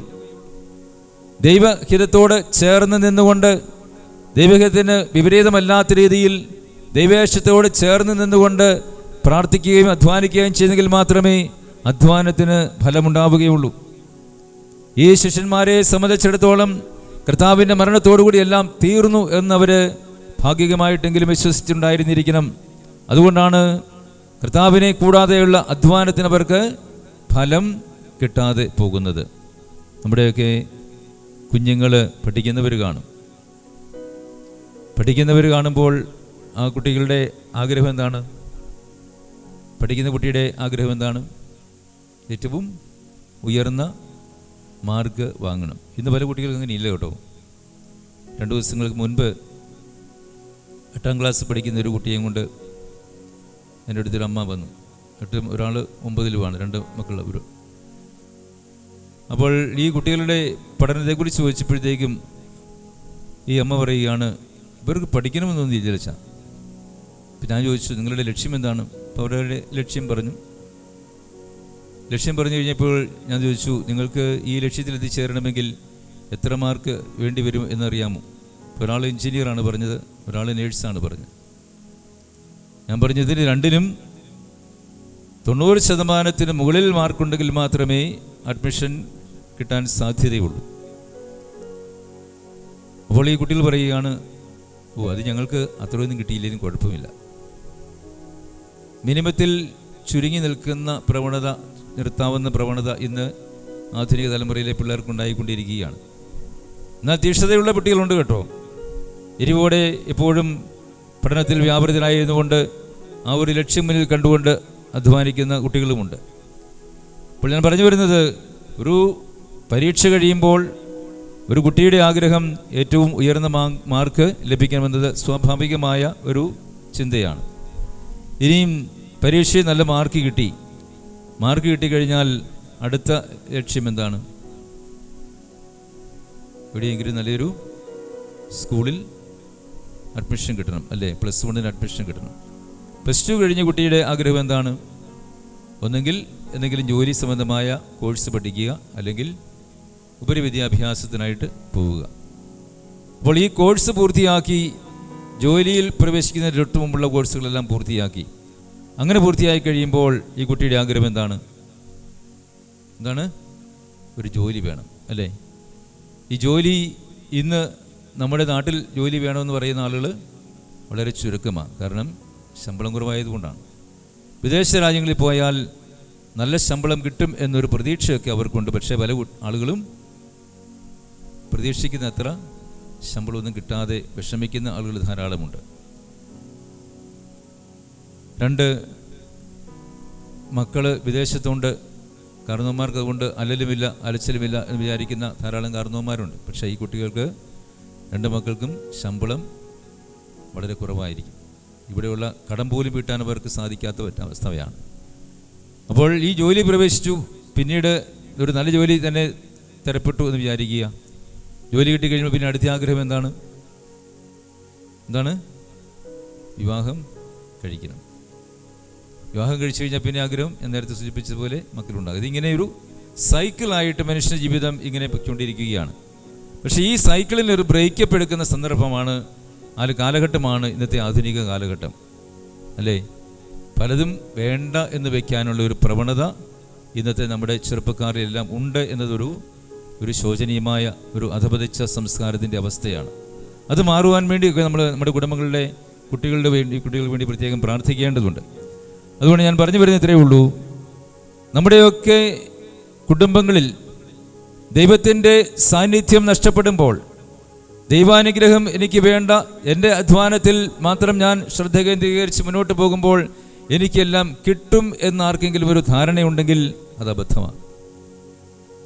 നമ്മുടെ ഇഷ്ടങ്ങൾക്ക് പ്രാധാന്യം കൊടുത്തുകൊണ്ട് ദൈവേഷ്ടത്തിന് പ്രാധാന്യം കൊടുക്കാതെ, ദൈവഹിതം തിരിച്ചറിയാതെ നമ്മുടെ ഇഷ്ടങ്ങൾക്കാണ് പ്രാധാന്യം കൊടുക്കുന്നതെങ്കിൽ അതൊരിക്കലും പ്രായോഗികമാവില്ല. Praise the Lord. Hallelujah, hallelujah, hallelujah. അതുകൊണ്ട് ദൈവേഷ്ടം എന്താണോ അത് തിരിച്ചറിഞ്ഞുകൊണ്ട് ആ ദൈവേഷ്ടത്തോട് ചേർന്ന് സഹകരിക്കുവാൻ തയ്യാറാകുമ്പോൾ നമ്മുടെ ജീവിതം പരിപുഷ്ടമാകും, ഫലസമുദായകമാകും. അതാണ് ഉത്ഥാന അനന്തര ജീവിതം. Price the Lord. Hallelujah, hallelujah. നമുക്കൊന്ന് എഴുന്നേറ്റ് നിൽക്കാം. കർത്താവിൻ്റെ തിരുസന്നിധിയിൽ ഈ ഒരു ചിന്ത മനസ്സിൽ നമുക്ക് സൂക്ഷിച്ചുകൊണ്ട് ഒരു ഗാനം പാടി കർത്താവിനെ മഹത്വപ്പെടുത്താം. അതായത്, എൻ്റെ ജീവിതത്തിൽ ദൈവത്തിന് ഇഷ്ടമില്ലാത്തത് ഒന്നും എനിക്ക് വേണ്ട എന്ന് പറയാനുള്ളൊരു എളിമ അത് നമ്മളിൽ ഉണ്ടാകുവാൻ, കർത്താവിൻ്റെ ഹിതത്തോട് എപ്പോഴും ചേർന്ന് സഹകരിക്കുവാനുള്ളൊരു ഉൾക്കാഴ്ച ഉണ്ടാകുവാൻ, ഒരു ഉണർവുണ്ടാകുവാൻ, ഒരു പരിശുദ്ധാത്മാവിൻ്റെ നിറവുണ്ടാകുവാൻ ആത്മാർത്ഥമായി ആഗ്രഹിച്ചുകൊണ്ട് ഈ ഗാനം പാടി കരങ്ങളടിച്ചുകൊണ്ട് നമുക്ക് ദൈവത്തെ മഹത്വപ്പെടുത്താം. Price the Lord. ഇരിക്കാം. സ്നേഹമുള്ളവരെ, ദൈവത്തിൻ്റെ ഇഷ്ടത്തിന് വിധേയപ്പെടാതെ നമ്മുടെ സ്വാർത്ഥപരമായ ചിന്തകൾക്ക് പ്രാധാന്യം കൊടുത്തുകൊണ്ട് എത്ര അധ്വാനിച്ചാലും ഒന്നും കിട്ടുകയില്ല എന്ന് നമുക്ക് തിരിച്ചറിയാം. രണ്ടാമതായി അതിനോട് ചേർന്ന് ചിന്തിക്കേണ്ടത്, ദൈവത്തിൻ്റെ ഹിതമനുസരിച്ച് പ്രവർത്തിക്കുമ്പോൾ, ദൈവ വചനം അനുസരിച്ച് അധ്വാനിക്കുമ്പോൾ എന്തുണ്ടാകും? ഫലമുണ്ടാകും, സമൃദ്ധി ഉണ്ടാകും. Price the Lord. ഹല്ലേലൂയ. കർത്താവിൻ്റെ വാക്ക് കേട്ടുകൊണ്ട് വള്ളത്തിൻ്റെ വലതുവശത്ത് വലയിട്ടപ്പോൾ പത്രോസിന് വേണമെങ്കിൽ ചോദിക്കാമായിരുന്നു, അല്ലേ, ഞങ്ങൾ ഇത്രയും നേരവും വലതുവശത്തൊക്കെ വലയിട്ടതല്ലേ, എന്നിട്ട് എന്തേ കിട്ടാതെ പോയത് എന്ന് വേണമെങ്കിൽ ചോദിക്കാൻ പറ്റും. പത്രോസ് അങ്ങനെ ചോദിച്ചോ? ചോദിച്ചില്ല. ഒരുപക്ഷേ ഒരു ഉപദേശം സ്വീകരിക്കുവാനുള്ള മാനസികമായ ഒരു അവസ്ഥയിലായിരുന്നു പത്രോസ് അന്നേരം, അല്ലേ? എത്ര അധ്വാനിച്ചിട്ട് ഒന്നും കിട്ടിയില്ല. മടുത്ത് കാണുമായിരിക്കും, അല്ലേ? രാത്രി മുഴുവനും അധ്വാനിച്ചു, ഒന്നും കിട്ടിക്കാണുകയില്ല. ഏതായാലും അവസാനം ഒന്നുകൂടെ പരീക്ഷിച്ചേക്കാം എന്ന് ചിന്തിച്ചുകൊണ്ടാണ് ദൈവത്തിൻ്റെ ഈ വാക്കിന് വിധേയപ്പെടുന്നത്. പ്രിയപ്പെട്ടവരെ, കർത്താവിൻ്റെ വചനത്തിന് കീഴ്വഴങ്ങാൻ തയ്യാറായപ്പോൾ അവിടെ പ്രതീക്ഷിച്ചതിനപ്പുറത്തേക്കായുള്ള ഒരു സമൃദ്ധി ഉണ്ടാവുകയാണ്. നമ്മളൊക്കെ കൃഷി ചെയ്യുന്നവരാണ്, അല്ലേ? പലതരത്തിലുള്ള വ്യാപാരം നടത്തുന്നവരാണ്. ഒരിക്കലും ഒരു മനുഷ്യൻ, കോട്ടയം ടൗണിലുള്ളൊരു വ്യാപാരിയാണ്, എന്നോട് പറഞ്ഞു, അച്ഛാ, ഞാൻ ഒരിക്കലും വിശുദ്ധ കുർബാനയിൽ സംബന്ധിക്കാതെ പോയി കട തുറക്കാറില്ല. ഞാൻ ചോദിച്ചു അങ്ങനെ ഒരു ബോധ്യം കിട്ടാൻ്റെ കാരണം. അപ്പം അദ്ദേഹം പറഞ്ഞു, ഞാൻ എല്ലാ ദിവസവും ദേവാലയത്തിൽ പോയി ബലിയിൽ സംബന്ധിച്ചിട്ടാണ് കട തുറക്കുന്നത്. കടയിൽ മിക്കവാറും എല്ലാ ദിവസങ്ങളും പറഞ്ഞൊരു 10,000 മുകളിൽ വരുമാനമുണ്ട്. ഒരു ദിവസം അല്പം ക്ഷീണം തോന്നി, മടി പിടിച്ച് കിടന്നു, എഴുന്നേറ്റില്ല. ഇന്ന് പള്ളിയിൽ പോകുന്നില്ല. പിന്നീട് പോയി കട തുറക്കാം എന്ന് കരുതി അവിടെ കിടന്നുറങ്ങി. കടയിൽ പോകാൻ സമയമായപ്പോൾ ഒരുങ്ങി കടയിൽ പോയി. അന്ന് ഈച്ചയാട്ടി ഇരുന്നതല്ലാതെ 1000 രൂപയുടെ പോലും കച്ചവടം നടന്നില്ല. ആ മനുഷ്യൻ പറഞ്ഞു, വെച്ചാൽ എനിക്കതൊരു ബോധ്യമായിരുന്നു, ഒരു അനുഭവമായിരുന്നു. അതിനുശേഷം ഒരിക്കലും ഞാൻ വിശുദ്ധ കുർബാനയിൽ സംബന്ധിക്കാതെ എൻ്റെ വ്യാപാരം നടത്തിയിട്ടില്ല. കർത്താവിനെ സ്വീകരിച്ചുകൊണ്ട് ആ ഊർജം സംഭരിച്ചുകൊണ്ട് പോകുമ്പോഴൊക്കെ അധ്വാനം എപ്പോഴും ഫലസമൃദ്ധമാണ്. പ്രിയപ്പെട്ടവരെ, നമ്മളൊക്കെ ഈ ഭൂമിയിൽ ജീവിക്കുമ്പോൾ ഓരോരുത്തരുടെയും ജീവിത സാഹചര്യങ്ങളോട് പൊരുത്തപ്പെട്ട് ഓരോരോ രീതിയിൽ നമ്മൾ അധ്വാനിക്കുന്നവരാണ്. ഗവൺമെൻറ് ഉദ്യോഗസ്ഥ ജോലി ചെയ്യുന്നവർ കാണും, മറ്റു തരത്തിലുള്ള വ്യാപാരം നടത്തുന്നവർ കാണും, കൃഷി ചെയ്യുന്നവർ കാണും, ഏതെങ്കിലും തരത്തിലുള്ള കൈത്തൊഴിലുകൾ ചെയ്യുന്നവർ കാണും. ഇങ്ങനെ പല മേഖലയിൽ പ്രവർത്തിക്കുന്നവരാണ് നമ്മൾ ഓരോരുത്തരും. ഏത് മേഖലയിൽ പ്രവർത്തിച്ചാലും ആ പ്രവർത്തനത്തിൽ നിന്നും ആ അധ്വാനത്തിൽ നിന്നും നമുക്കൊരു റിസൾട്ട്, ഒരു നല്ല ഫലം കിട്ടണമെങ്കിൽ എങ്ങനെ അധ്വാനിക്കണം? കർത്താവിൻ്റെ ഹിതം എന്താണ് എന്ന് തിരിച്ചറിഞ്ഞുകൊണ്ട് വേണം പ്രാർത്ഥിക്കുവാൻ. ഈ അടുത്തയിടെ പാലായിക്കപ്പുറത്ത് ചേർപ്പുങ്കൽ എന്ന് പറയുന്ന സ്ഥലത്ത് നിന്ന് ഒരു ഭാര്യയും ഭർത്താവും കൂടി എൻ്റെ അടുത്ത് വന്നു. അവർക്കൊരു കുട്ടിയുണ്ട്. ഭാര്യ നേഴ്സാണ്. അപ്പോൾ അവൾ കുറച്ച് നാൾ മെഡിസിറ്റിയിൽ പാലാരൂപതയുടെ ഒരു ആശുപത്രിയാണ്, അവിടെ നേഴ്സായിട്ട് ജോലി ചെയ്തു. അവിടെ ഏതാണ്ട് 30 രൂപ അടുത്ത് ശമ്പളം കിട്ടും. അപ്പം ഭർത്താവിനൊരു ആഗ്രഹം, അവൾക്കും ആഗ്രഹമുണ്ട്, വിദേശത്തേക്ക് ഒന്ന് പോയി കുറച്ചുകൂടി പണം സമ്പാദിച്ചാലോ എന്ന്. അവർക്കിവിടെ അധ്വാനിച്ച് ഇതുവഴിയുടെ ഒത്തിരി വരുമാനം ഉണ്ടാകുന്നുണ്ട് എന്ന് പറഞ്ഞാൽ, ഭർത്താവ് ഒരു ഫോട്ടോഗ്രാഫറാണ്, അവന് അത്യാവശ്യം ജോലിയൊക്കെ ഉണ്ട്, അവന് അതിൽ നിന്നും ഉപജീവനം കിട്ടുന്നുണ്ട്, ഭാര്യയുടെ ശമ്പളമുണ്ട്. വലിയ ആർഭാടമായിട്ടല്ലെങ്കിലും സാമാന്യ രീതിയിൽ ജീവിച്ചു പോകാനുള്ള പൈസയൊക്കെ ഉണ്ട്. എന്നാലും അവരുടെ ഒരു ആഗ്രഹമാണ് വിദേശത്ത് പോയി ജോലി ചെയ്യുക എന്നുള്ളത്. അപ്പോൾ അവർ ഈ പറഞ്ഞതുപോലെ, നേരത്തെ സൂചിപ്പിച്ചതുപോലെ പലതവണ OET എഴുതി കുറേ പണം കൊണ്ട് ചിലവാക്കി. ഒരു പരീക്ഷയും വിജയിച്ചില്ല. അങ്ങനെ മടുത്തു കഴിഞ്ഞപ്പോൾ എൻ്റെ അടുത്തെന്ന് പറഞ്ഞു, വെച്ചാൽ ഈ പരീക്ഷ ഒന്നും എഴുതിയിട്ട് പാസ്സാകുന്നില്ല, ഒന്നുകൂടി എഴുതിയാലോ എന്ന് ആലോചിക്കുക. ഞാൻ പറഞ്ഞു, വെറുതെ എന്തിനാ പണം കളയുന്നേ? നിങ്ങൾക്ക് ജീവിക്കാനായുള്ള, അത്യാവശ്യം ജീവിച്ചു പോകാനായിട്ടുള്ള സാമ്പത്തിക വരുമാനം ഇവിടെ ഉണ്ടാകുന്നുണ്ട്. വിദേശത്തേക്ക് പോയി കഴിഞ്ഞാൽ ഒരുപക്ഷെ കുറച്ച് ശമ്പളം കൂടുതൽ കിട്ടുമായിരിക്കും. ഇനിയും ഈ ശമ്പളം കിട്ടിക്കഴിഞ്ഞാൽ നിങ്ങൾക്ക് ഇപ്പോൾ ഉണ്ടായിരിക്കുന്ന കുടുംബസമാധാനം ഉണ്ടാകുമെന്ന് എന്താണ് ഉറപ്പ്? ഇന്നത്തെ പല കുടുംബങ്ങളിലും സമ്പത്ത് കൂടുന്നതനുസരിച്ച് കുടുംബസമാധാനം നഷ്ടപ്പെട്ട് ഭാര്യ-ഭർത്തൃ ബന്ധങ്ങൾ ഉലഞ്ഞ് ഭാര്യയുടെ വീട്ടിലും ഭർത്താവിൻ്റെ വീട്ടിലും ജീവിക്കുന്ന ഒരു ദുരവസ്ഥയാണ് കൂടുതലായിട്ട് നമ്മൾ കാണുന്നത്. എന്ന് പറഞ്ഞാൽ കുടുംബത്തിൽ സമാധാനം നഷ്ടപ്പെടാനായിട്ട് പ്രധാനമായ ഒരു കാരണം ഭൗതികമായ സമ്പത്താണ്. നമ്മളൊക്കെ വിചാരിക്കും, സമ്പത്ത് കൂടിക്കഴിയുമ്പോൾ എനിക്ക് എല്ലാം ആയി എന്നൊരു തോന്നൽ വെറുതെയാ.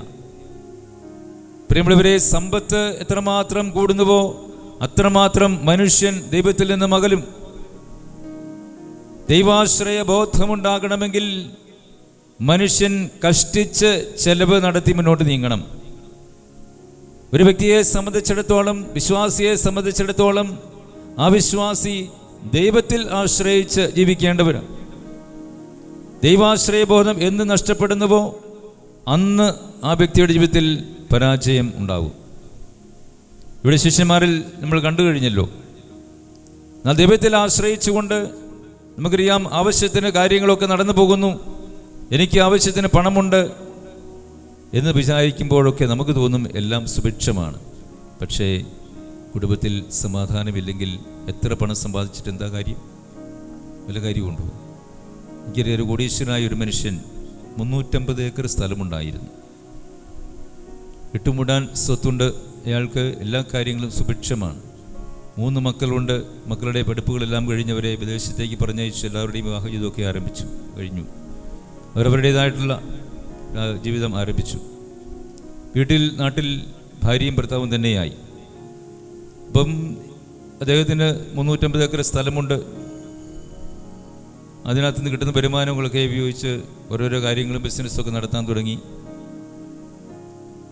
ദേവാലയവും പ്രാർത്ഥനയും വീട്ടിലെ പ്രാർത്ഥനയും ഒക്കെ കുറഞ്ഞു തുടങ്ങി. അങ്ങനെ ബിസിനസ്സുമായിട്ട് ബന്ധപ്പെട്ട് നെട്ടോട്ടം ഓടാൻ തുടങ്ങി. ഭാര്യ മാത്രമേ വീട്ടിലുള്ളൂ. വല്ലപ്പോഴുമൊക്കെ വീട്ടിൽ വരും, ഭാര്യയെ കണ്ടു സംസാരിച്ചിട്ട് പോകും. വീട്ടിൽ വന്നാൽ ഭാര്യയുമായിട്ടുള്ള സ്നേഹത്തിലോ അതിനൊന്നും വലിയ പ്രാധാന്യം കൊടുത്തില്ല. അങ്ങനെ വ്യാപാരത്തിന് പ്രാധാന്യം കൊടുത്തു. വീണ്ടും പണമുണ്ടാക്കാനുള്ള വ്യഗ്രതയിൽ മുഴുകി ജീവിച്ചു. കുറേ കഴിഞ്ഞപ്പോൾ ബിസിനസ്സൊക്കെ ഒന്നിനു മുതലേ പരാജയത്തിലേക്ക് വീഴാൻ തുടങ്ങി. അങ്ങനെ എൻ്റെ അടുത്ത് മനുഷ്യൻ വരുമ്പോൾ അയാൾ കടക്കെണിയിലാണ്. 40 ലക്ഷം രൂപ കടമുള്ള അവസ്ഥയിലാണ് എൻ്റെ അടുത്ത് വരുന്നത്. 350 ഏക്കർ സ്ഥലമുണ്ടായിരുന്ന മനുഷ്യന് അന്ന് 3 ഏക്കർ സ്ഥലമേ ഉള്ളൂ. പെട്രോൾ അടിക്കാൻ പോലും, കാറിന് ഇന്ധനം അടിക്കാൻ പോലും പണമില്ലാത്ത അവസ്ഥയാണ്. നടന്നു പോകാൻ വിഷമമാണ്. കാരണം നാട്ടുകാർ ചോദിക്കും, സാറെന്തേ നടന്നു പോകുന്നത്? പലരോട് ചോദിച്ചു, വെച്ചാൽ വീട്ടിലൊന്ന് വരാമോ? ഞാൻ പറഞ്ഞു വരാം. വീട്ടിൽ ചെന്ന് ഭാര്യയോട് ചോദിച്ചു, എന്തുണ്ട് വിശേഷം? അപ്പോൾ അവർ പറയുകയാണ്, എൻ്റെ അച്ഛ വിശേഷമേ ഉള്ളൂ.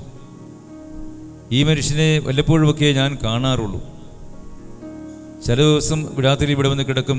രാവിലെ എഴുന്നേറ്റ് ബ്രേക്ക്ഫാസ്റ്റ് കഴിച്ചെങ്കിലായി, ഇല്ലെങ്കിലായി. എന്നോട് ഒരു കാര്യം പോലും പറയില്ല. ഞാനിവിടെ വരുമ്പോൾ സമ്പന്നത ഈ വീട്ടിൻ്റെ വലിയൊരു സമൃദ്ധിയായിരുന്നു. സാമ്പത്തികമായി ഒരു കുറവുമുണ്ടായിരുന്നില്ല. എങ്ങനെയാണ് ഈ 350 ഏക്കർ സ്ഥലം ഈ 3 ഏക്കറായി ചുരുങ്ങിയതെന്ന് എന്നോട് ചോദിച്ചാൽ എനിക്കൊന്നും അറിയില്ല. എന്നോടൊരു കാര്യം പോലും പറയാറില്ല.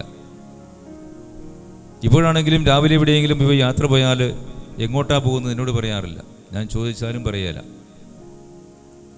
പ്രിയമുള്ളവരെ, ഇതുപോലെ സമ്പത്തിന് പ്രാധാന്യം കൊടുത്തുകൊണ്ട് ജീവിതം മുന്നോട്ട് നീക്കിയപ്പോൾ അതൊക്കെ അധപതനത്തിൻ്റെ പന്ഥാവിലൂടെ ആ വ്യക്തിയെ നയിച്ചു എന്നത് ആ വ്യക്തിയുടെ പരാജയത്തിന് കാരണമായി തീർന്നു.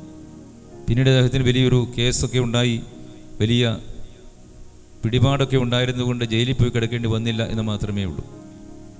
പ്രിയപ്പെട്ടവരെ, ഭൗതികമായ സമ്പത്തോ സ്വത്തോ നമ്മുടെ ജീവിതത്തിൻ്റെ ഭാഗമായി മാറിക്കഴിയുമ്പോൾ, അല്ലെങ്കിൽ അത് പ്രധാനപ്പെട്ട ഭാഗമായി മാറിക്കഴിയുമ്പോൾ ദൈവം പടിയിറങ്ങും, യാതൊരു സംശയമില്ല. അതുകൊണ്ടാണല്ലോ കർത്താവ് പറയുന്നത്, ദൈവത്തെയും മാമോനെയും ഒരുപോലെ സേവിക്കാൻ പറ്റില്ല.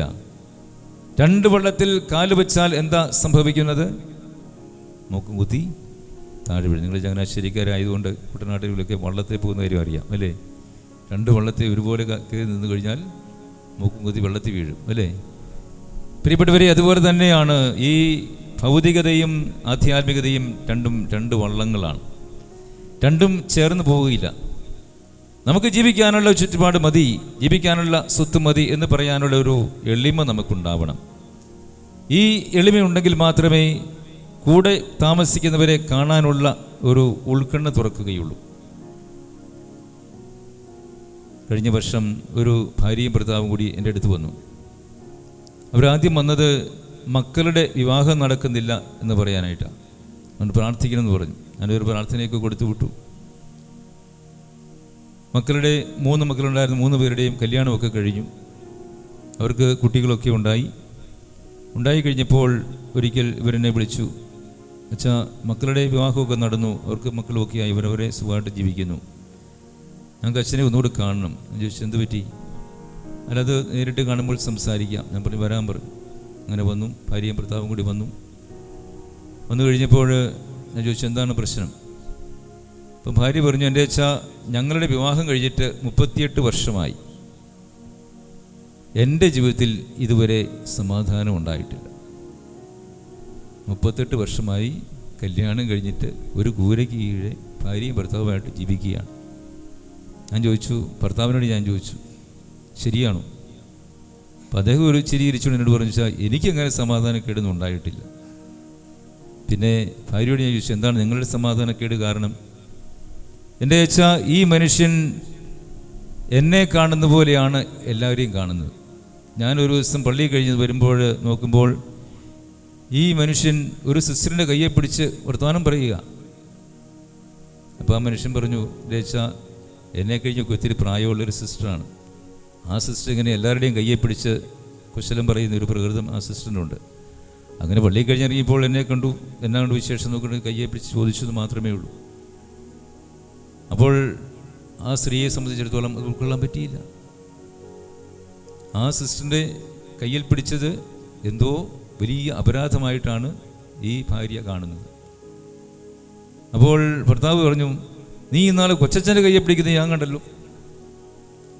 അന്നേരം ഭാര്യ പറഞ്ഞു, അത് ഞങ്ങളുടെ അകന്ന ഒരു ബന്ധത്തിൽപ്പെട്ട കൊച്ചച്ഛനാണ്, അതുകൊണ്ട് ഞങ്ങളുടെ വീട്ടുകാരൊക്കെ ആയതുകൊണ്ട് ഞാൻ സംസാരിച്ചത്. ഇങ്ങനെ അങ്ങോട്ടും ഇങ്ങോട്ടും പഴിചാരി പരസ്പരം ആദരിക്കാതെ കുറ്റങ്ങൾ മാത്രം കണ്ടുപിടിച്ച് പറയുകയും അതിനനുസരിച്ച് സ്വന്തം ബന്ധങ്ങൾ തകർത്തുകൊണ്ടിരിക്കുകയും ചെയ്യുന്ന പ്രകൃതമാണ് നമ്മുടെ പലരും, അല്ലേ? അങ്ങനെയൊക്കെ ഉള്ള ജീവിതം എന്ന് പറയുന്നത് എന്താണെന്നറിയാമോ? ദൈവത്തിന് പ്രാധാന്യം കൊടുക്കാതെ മറ്റ് പുറമേയുള്ള കാര്യങ്ങളിൽ പ്രാധാന്യം കൊടുത്തുകൊണ്ട് ലോകത്തിൻ്റെ ചിന്താഗതികളിലൂടെ സഞ്ചരിക്കുന്നവർക്കാണ് ഇങ്ങനെയുള്ള അന്ധകാരം ഉണ്ടാകുന്നത്. ഫരിസയരോട് കർത്താവ് പറയുന്നില്ലേ, നിങ്ങളിൽ പാപമില്ല എന്ന് നിങ്ങൾ പറയുന്നു, പക്ഷെ നിങ്ങളിൽ പാപമുണ്ട്. പുറമേ നോക്കുമ്പോൾ അവരെല്ലാം ക്ലീൻ ഇമേജാണ്, പക്ഷേ അവരുടെ ഉള്ളിൻ്റെ ഉള്ളിൽ ചീഞ്ഞു നാറിയിരിക്കുകയാണ്. ഇപ്പോൾ മാങ്ങ പഴത്തിൻ്റെ കാലമാണല്ലോ, അല്ലേ? കടയിൽ മനോഹരമായി അടുക്കി വെച്ചിരിക്കുന്ന മാമ്പഴം വാങ്ങും, അല്ലേ? കാശ് കൊടുത്ത് മാങ്ങ വീട്ടിൽ കൊണ്ടുപോയി മുറിച്ച് നോക്കുമ്പോൾ അതിനകത്ത് മുഴുവൻ പുഴുവാണ്. പുറമേ നോക്കുമ്പോൾ മനോഹരമാണ്, ഹവായിക്ക് പറ്റിയതുപോലെയാണ്, അല്ലേ? കാണാൻ കൗതുകവും കാഴ്ചയ്ക്ക് കൗതുകമുള്ള പഴമാണെന്ന് കരുതി പറിച്ചു. എന്ത് സംഭവിച്ചു? അന്ധത വ്യാപിച്ചു. പ്രിയപ്പെട്ടവരെ, ഇതുപോലെ കുടുംബ ബന്ധങ്ങൾക്ക് തകർച്ചയുണ്ടാകാവുന്ന രീതിയിൽ ലോകം നമ്മളെ ഗ്രസിക്കുമ്പോൾ, ലോകത്തിൻ്റെ വഴികളിലൂടെ സഞ്ചരിക്കാൻ നമ്മൾ തയ്യാറാകുമ്പോൾ ഓർക്കുക, ദൈവം ചേർത്ത് വെച്ച കുടുംബ ബന്ധങ്ങളൊക്കെ തകർന്ന് തരിപ്പണമാകും. ഇന്ന് നിങ്ങൾക്കറിയാം, എത്രയോ കുടുംബങ്ങളാണ്, ചെറുപ്പക്കാരുടെ കുടുംബങ്ങളാണ് തകർക്കപ്പെട്ടുകൊണ്ടിരിക്കുന്നത്, അല്ലേ? നിസ്സാര കാര്യങ്ങൾക്ക് വേണ്ടി വിവാഹമോചനം നേടുന്ന എത്രയോ ദമ്പതിമാരുണ്ട്. ഇവിടെ ഇരിക്കുന്ന അമ്മമാരോടൊക്കെ ഞാനൊരു ഉപദേശം പറയാൻ ആഗ്രഹിക്കുകയാണ്.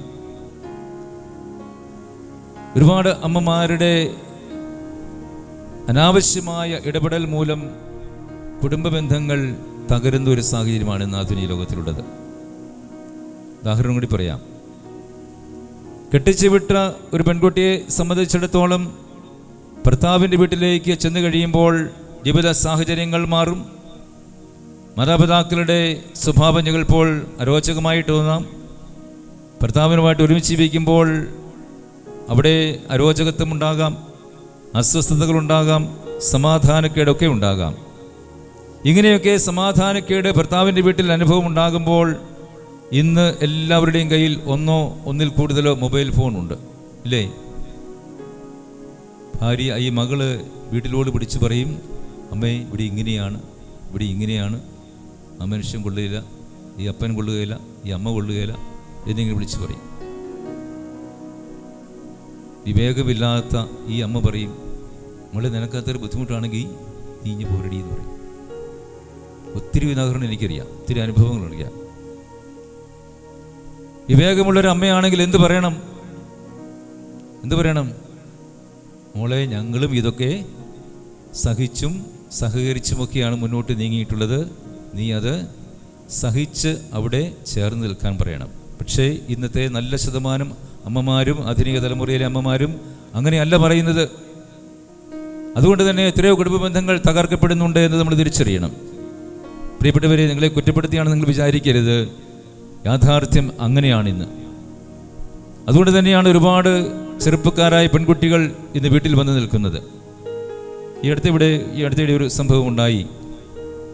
17 വർഷമായി കല്യാണം കഴിഞ്ഞിട്ട് 3 കുട്ടികളുണ്ട്. കുട്ടികൾക്ക് 15ഉം 16ഉം ഒക്കെ വയസ്സായി. ഇപ്പോൾ ഭാര്യ പറയുകയാണ്, എനിക്ക് ഈ മനുഷ്യനെ കൂടി ജീവിക്കാൻ പറ്റുകയില്ല എന്ന് പറഞ്ഞുകൊണ്ട് അവർ സ്വന്തം വീട്ടിൽ പോയി നിൽക്കുകയാണ്. അപ്പനും അമ്മയുമുണ്ട്. അവർ പറയും, നീ പോരെ. പിള്ളേരെയും കൂട്ടിക്കൊണ്ട് ഭാര്യ വീട്ടിൽ പോയി നിൽക്കുകയാണ്. പ്രിയമുള്ളവരെ, ഇത്രയും വർഷക്കാലം 17 വർഷക്കാലം ഭാര്യയും ഭർത്താവുമായി ജീവിച്ചു. അസ്വാരസ്യങ്ങളും അഭിപ്രായ ഭിന്നതകളും ഒക്കെ ചിലപ്പോൾ ഉണ്ടാകാം. പക്ഷേ ഈ അസ്വാരസ്യങ്ങളും അഭിപ്രായ ഭിന്നതകളും ഒക്കെ ഉണ്ടാകുമ്പോൾ എന്തുകൊണ്ടാണിത് സഹിച്ചും സഹകരിച്ചും മുന്നോട്ട് പോകാൻ കഴിയാതെ വരുന്നത്? ഞാൻ പറയും, ആധ്യാത്മികതയുടെ അഭാവമാണ്. ദൈവത്തോട് ചേർന്നുള്ള ജീവിതമോ പ്രാർത്ഥനാ ജീവിതമോ അന്യമായി പോകുന്നത് കൊണ്ടാണ് ജീവിതത്തിലെ ചെറുതും വലുതുമായ സഹനങ്ങളെ സ്വീകരിക്കുവാനോ അതിനോട് ചേർന്ന് താതാത്മ്യം പ്രാപിക്കുവാനോ ദൈവഹിതത്തോട് ഉൾച്ചേർന്നുകൊണ്ട് ജീവിക്കുവാനോ തയ്യാറാകാൻ പറ്റാതെ വരുന്നത്. അത് ജീവിതത്തിൻ്റെ പരാജയമാണ്. അത് ജീവിതത്തിൻ്റെ തകർച്ചയ്ക്ക് കാരണമായി തീരും. പ്രിയപ്പെട്ടവരെ, നമുക്കൊക്കെ അറിയാം, ഈ ആധുനിക ലോകം ഇന്ന് ഭൗതികതയുടെ ഒരു കരാളഹസ്തത്തിൽപ്പെട്ട് നട്ടം തിരിയുന്ന ഒരു സാഹചര്യമാണുള്ളത്. ആർഭാടം, സുഖലോലുപത, ബൈബിൾ പറയുന്ന പോലെ മദ്യാസക്തി, മധുരോസക്തി എല്ലാം ഇന്ന് കൊടുമ്പിരി കൊണ്ട് നിൽക്കുന്ന ഒരു കാലഘട്ടമാണ്, അല്ലെങ്കിൽ അതിലേക്ക് വളർന്നുകൊണ്ടിരിക്കുന്ന കാലഘട്ടമാണ്. അതുകൊണ്ടാണല്ലോ വരുന്ന തലമുറ മാതാപിതാക്കളെ വേണ്ട, സഹോദരങ്ങളെ വേണ്ട, കുടുംബം വേണ്ട, കുടുംബ ബന്ധങ്ങൾ വേണ്ട എന്നൊക്കെ ചിന്തിക്കുകയും തിരിച്ചറിവാകുന്ന കുട്ടികൾ സുഹൃത്തുക്കൾക്ക് പ്രാധാന്യം കൊടുത്തുകൊണ്ട്, അവർ പറയുന്ന വാക്കുകൾക്ക് മാത്രം പ്രാധാന്യം കൊടുത്തുകൊണ്ട് അപ്പനും അമ്മയും പറയുന്നതൊന്നും കേൾക്കാതെ അവരുടെ ആ വഴികളിൽ സഞ്ചരിക്കുന്നത്.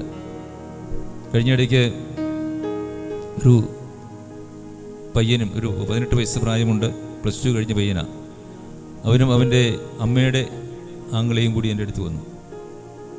അപ്പൻ ഒരു പള്ളിയിലെ ജോലിക്കാരനാണ്, അമ്മയ്ക്ക് വേറെ എന്തോ ഒരു ചെറിയ ജോലിയുണ്ട്. ഇവരെ 2-3 ആൺകുട്ടികളാണ്. മൂത്തവൻ വിദ്യാഭ്യാസം കഴിഞ്ഞ് ചെറിയ ജോലി പ്രവേശിച്ചു. ഇവൻ്റെ 1 വയസ്സ് മൂത്തതാണ് ഇവൻ്റെ കൂടെയുള്ള സഹോദരൻ. ഇവർ 2 പേരും +2 കഴിഞ്ഞിട്ട് നഴ്സിങ്ങിന് പോകാനായിട്ട് ഒരുങ്ങിയിരിക്കുന്നു. മൂത്തവന് പോകാനായിട്ട് സാധിച്ചില്ല. 2 പേരും കൂടി ഈ വർഷം ഒരുമിച്ച് പോകാനായിട്ട് ഒരുങ്ങിയിരിക്കുകയാണ്. അതിന് തൽക്കാലത്തേക്ക് ഇവൻ്റെ തൊട്ട് മൂത്തവൻ ഒരു ചെറിയ കടയിൽ ജോലിക്ക് പോകുന്നുണ്ട്. അമ്മയും ജോലിക്ക് പോകും, അപ്പനും ജോലിക്ക് പോകും. പിന്നെ ഇവൻ മാത്രം വീട്ടിലിരിക്കുകയാണ്. അവനോട് എന്തെങ്കിലും കോഴ്സ് പഠിക്കാൻ പറ്റുന്ന നോക്കിയിട്ട് പറ്റിയില്ല. അവൻ അഡ്മിഷൻ കിട്ടാൻ വേണ്ടി ഇങ്ങനെ നോക്കി നടക്കുന്ന സമയമാണ്. പക്ഷെ ആ സമയത്ത് ഒറ്റയ്ക്ക് വീട്ടിലിരിക്കുമ്പോൾ അവന് കൂട്ടുകാർ വന്ന് അവനെ ശല്യപ്പെടുത്തി. കൂട്ടുകാരുടെ കൂടെ ഇറങ്ങിപ്പോയി.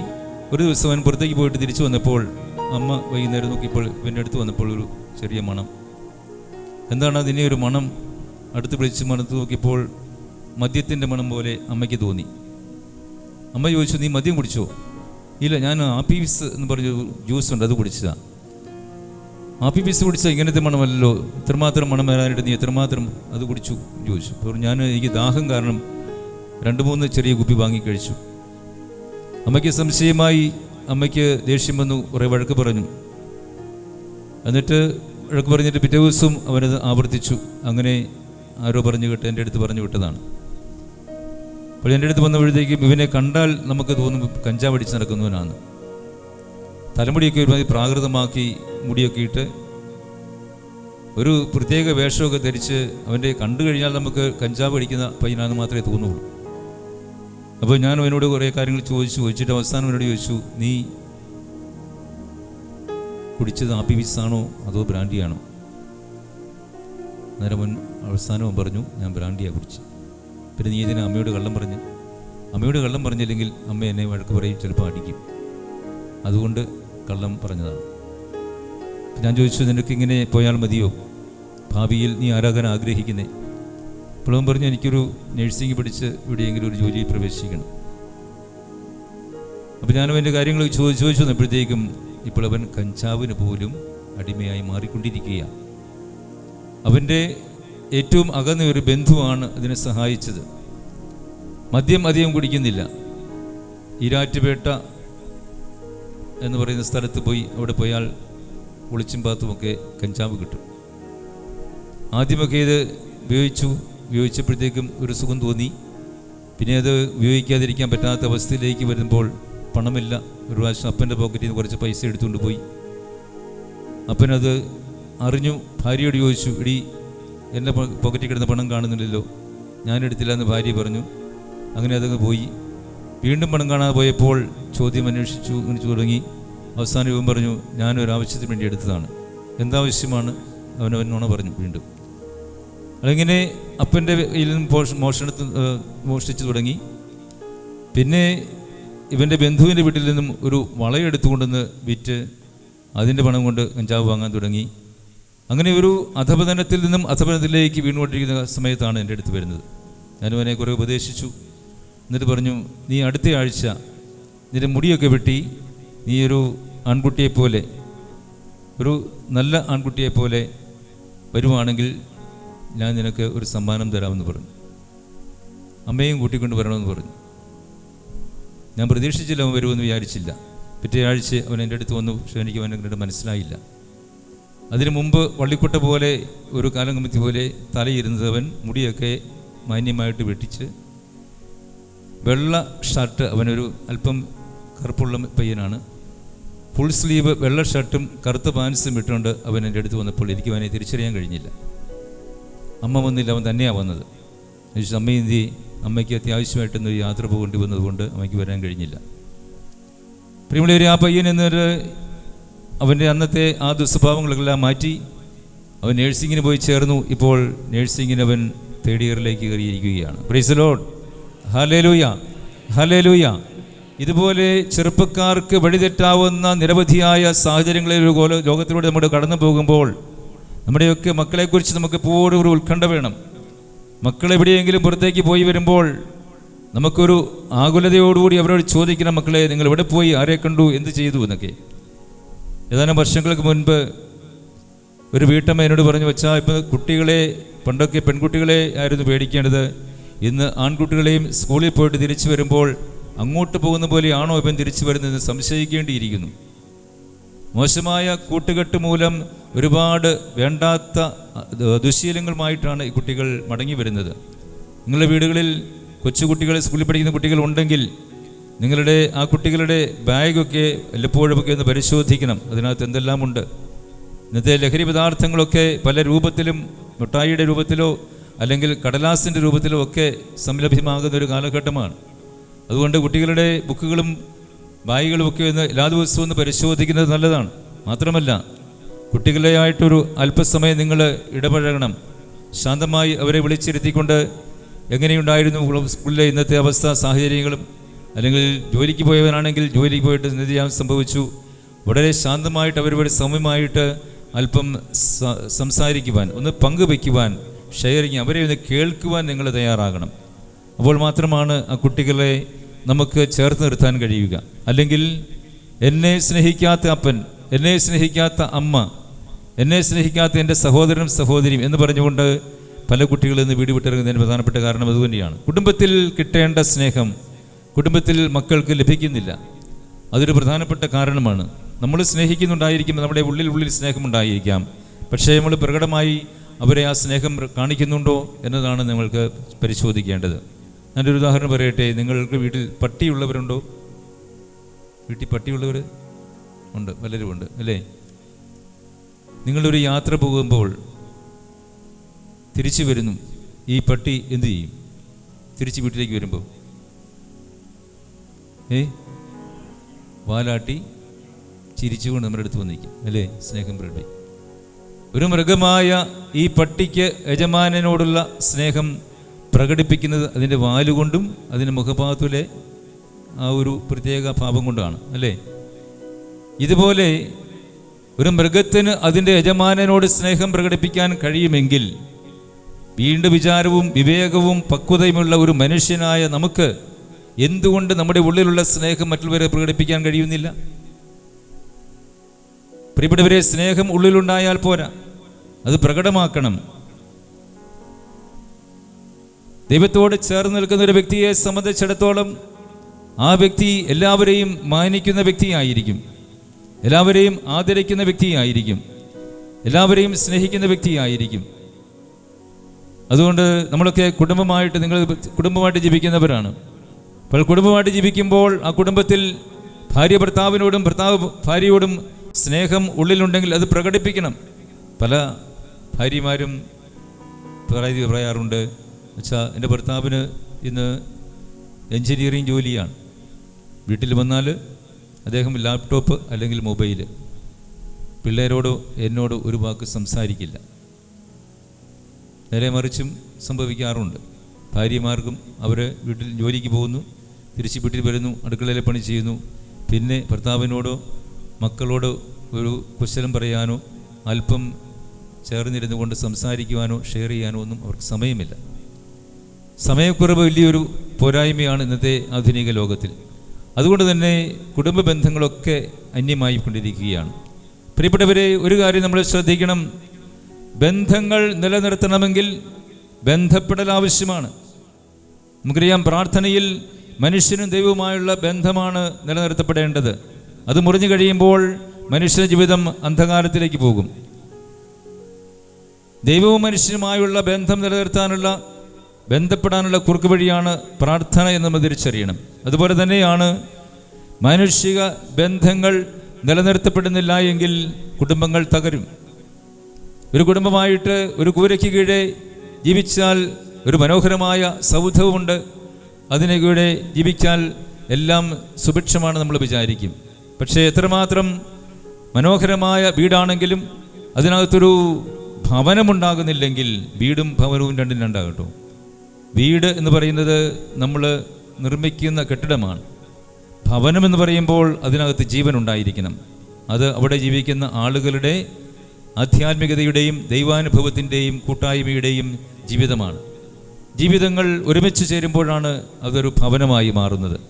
അതുകൊണ്ട് ഭാര്യാഭർത്തൃ ബന്ധത്തിലും മാതാപിതാക്കൾ മക്കൾ ബന്ധത്തിലും സ്നേഹത്തിൻ്റെ കൂട്ടായ്മ ഉണ്ടാകുന്നില്ല എങ്കിൽ അതിനെ വെറും വീട് എന്ന് വിളിക്കേണ്ടി വരും.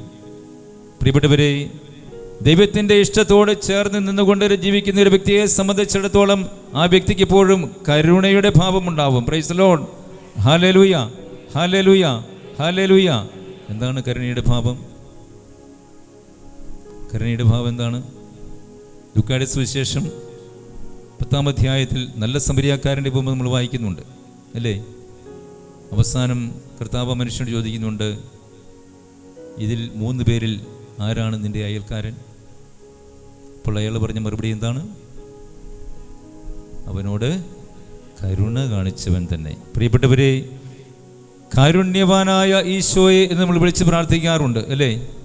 കാരുണ്യവാനായ ഈശോയാണ് നമ്മുടെ ഈശോയെങ്കിൽ ആ കാരുണ്യം നമ്മുടെ ജീവിതത്തിൽ പ്രായോഗികമാക്കപ്പെടണം. എങ്കിൽ മാത്രമേ ആ ഈശോയെ വിളിക്കുന്നതിന് അർത്ഥമുണ്ടാവുകയുള്ളൂ.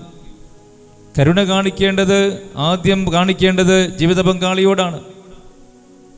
ഭർത്താവ് ഭാര്യയോടും ഭാര്യ ഭർത്താവിനോടും കരുണ കാണിക്കണം. മാതാപിതാക്കൾ മക്കളോടും മക്കൾ മാതാപിതാക്കളോടും കരുണ കാണിക്കണം. അയൽക്കാരായി മാറണം. അത് സ്നേഹമുള്ളിടത്തേ കരുണയുണ്ടാവൂ. സ്നേഹവും കരുണയും ഒരു നാണയത്തിൻ്റെ 2 വശങ്ങൾ പോലെയാണ്. ദൈവം കൂടെയുള്ള വ്യക്തിക്ക് മാത്രമേ കരുണയോടെ പ്രവർത്തിക്കാൻ കഴിയൂ, മറ്റുള്ളവരെ ആദരിക്കാൻ കഴിയൂ, അവരായിരിക്കുന്ന അവസ്ഥയിൽ കാണുവാനും വിലയിരുത്തുവാനും അവരോട് ചേർന്ന് സഹവസിക്കുവാനും കഴിയുകയുള്ളൂ. പ്രിയപ്പെട്ടവരെ, അതുകൊണ്ട് നമ്മുടെ അനുദിന ജീവിതത്തിൽ നമ്മൾ എത്രമാത്രം കരുണയുള്ളവരാണ് എന്നൊന്ന് വിലയിരുത്തി നോക്കാം. ആ കാരുണ്യം എത്രമാത്രം നമുക്ക് പ്രായോഗികമാക്കാൻ കഴിയുന്നുണ്ട്, കുടുംബത്തിൽ എത്രമാത്രം പുലർത്താൻ കഴിയുന്നുണ്ട്. അപ്പോൾ ദൈവത്തിൻ്റെ ഇഷ്ടമനുസരിച്ച് വേണം നമ്മുടെ കാര്യങ്ങളെ ക്രമീകരിക്കുവാൻ. എൻ്റെ ഇഷ്ടമല്ല എന്ന് നമുക്ക് തിരിച്ചറിയാം. അതിനോട് ചേർന്ന് സഹകരിച്ചുകൊണ്ട് ദൈവത്തിൻ്റെ വചനത്തിന് പ്രാധാന്യം കൊടുത്തുകൊണ്ട് ദൈവത്തിൻ്റെ പ്രമാണങ്ങൾക്ക് പ്രാധാന്യം കൊടുത്തുകൊണ്ട് ജീവിക്കുമ്പോൾ അവിടെയൊക്കെ നമ്മുടെ പ്രതീക്ഷയ്ക്ക് അപ്പുറത്തേക്ക് ദൈവം കരുണ കാണിക്കും. പുതിയ നിയമത്തിൽ വാർദ്ധക്യത്തിൽ മകനുണ്ടായ ഒരു ദമ്പതി നമ്മൾ കണ്ടുപിടുന്നു. ആരെന്നറിയാമോ? വാർദ്ധക്യത്തിൽ ദമ്പതി കുഞ്ഞുങ്ങളുണ്ടാകാൻ പ്രായം കഴിഞ്ഞിട്ടും അന്ധിയായിരുന്ന അവർക്ക് മക്കളുണ്ടായി. ആരാണ്? സ്നാപക യോഹന്നാൻ, അല്ലേ? സക്കറിയായും എലിസബത്തും. അവരെക്കുറിച്ച് ബൈബിളിൽ പറയുന്നത് എന്താണെന്നറിയാമോ? അവർ നീതിനിഷ്ഠയുള്ളവരായിരുന്നു. എന്താണ് നീതി എന്ന് പറഞ്ഞാൽ? ദൈവപ്രമാണങ്ങൾ കുറ്റമറ്റ വിധം പാലിച്ചുകൊണ്ട് ജീവിക്കുന്നവരെയാണ് നീതിമാൻ എന്നത് കൊണ്ട് ബൈബിളിൽ വിശേഷിപ്പിക്കുന്നത്. യേശു പിതാവിനെ കുറിച്ച് നമ്മൾ പറയുന്നുണ്ട് അല്ലേ? യേശു പിതാവ് നീതിമാനായിരുന്നു എന്ന് പറയുന്നുണ്ട്. അദ്ദേഹത്തിൻ്റെ നീതിബോധമാണ് തൻ്റെ ഭാര്യയെ രഹസ്യത്തിൽ ഉപേക്ഷിക്കുവാൻ മാനുഷികമായി തീരുമാനമെടുക്കാൻ അദ്ദേഹത്തെ പ്രേരിപ്പിച്ചത്. പിന്നീട് അദ്ദേഹം എന്താ ചെയ്തത്? ദൈവത്തിൻ്റെ ഇഷ്ടത്തോട് ചേർന്ന് സഹകരിക്കുകയായിരുന്നു. അതാണ് നീതിബോധം. പ്രിയപ്പെട്ടവരെ, ഈ നീതിബോധം നമ്മുടെയൊക്കെ കുടുംബങ്ങളിൽ നമ്മൾ പുലർത്താൻ കഴിയണം. ദൈവത്തോട് ചേർന്ന് നിൽക്കുന്ന വ്യക്തികൾക്ക് മാത്രമേ നീതിബോധത്തോടെ പ്രവർത്തിക്കാനായിട്ട് സാധിക്കുകയുള്ളൂ. അങ്ങനെയുള്ളവർക്ക് പ്രതീക്ഷിക്കാത്ത സമയത്ത് പോലും പ്രതീക്ഷിക്കാത്ത ദൈവകാരുണ്യം പ്രകടമാകാൻ ഇടയായിത്തീരും. അതാണ് സഖറിയായിക്കും എലിസബത്തിനും സംബന്ധിച്ചത്. അവരുടെ ബന്ധിയായിരുന്നു എലിസബത്ത്. ഗർഭധാരണ പ്രായമൊക്കെ കഴിഞ്ഞുപോയി. മനുഷ്യൻ നോക്കുമ്പോൾ ഗർഭധാരണത്തിനൊരു പരിമിതിയുണ്ട് ഇല്ലേ? ഇന്ന പ്രായം വരെയേ ഒരാൾക്ക് ഗർഭം ധരിക്കാൻ പറ്റൂ. അതാണ് വൈദ്യശാസ്ത്രം പറയുന്നത്. എന്നാൽ ദൈവത്തിൻ്റെ ശാസ്ത്രമനുസരിച്ച് അതിനപ്പുറത്തും കുഞ്ഞുങ്ങൾ ജനിക്കാം. ഈ സഖറിയായും എലിസബത്തും പ്രാർത്ഥിക്കാതിരുന്നിട്ടുണ്ടോ? ഉണ്ടോ? തീർച്ചയായിട്ടും പ്രാർത്ഥിച്ചിട്ടുണ്ടാവും അല്ലേ? വിവാഹം കഴിഞ്ഞ കാലം മുതൽ അന്ന് വരെ അവർ പ്രാർത്ഥിച്ചുകൊണ്ടിരുന്നേക്കായിരിക്കാം. അന്നത്തെ കാലത്തൊക്കെ സമൂഹത്തിൽ മക്കളുണ്ടാകാതിരിക്കുക എന്ന് പറഞ്ഞാൽ വലിയ ദൈവകോപത്തിൻ്റെ ഫലമായ, ദൈവശാപത്തിൻ്റെ ഫലമായിട്ടുള്ള ആണെന്നൊരു കാഴ്ചപ്പാടുണ്ടായിരുന്നു.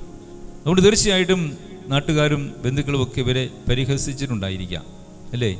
ഈ പരിഹാസ ശരങ്ങളൊക്കെ ഏറ്റുവാങ്ങിക്കൊണ്ട് അവർ നീതിബോധത്തോടുകൂടി തമ്പുരാനിൽ ആശ്രയിച്ച് വീണ്ടും പ്രാർത്ഥിച്ചുകൊണ്ടേയിരുന്നു. തനിയുടെ ഒരു സംഭവം ഉണ്ടായത് പറയാം.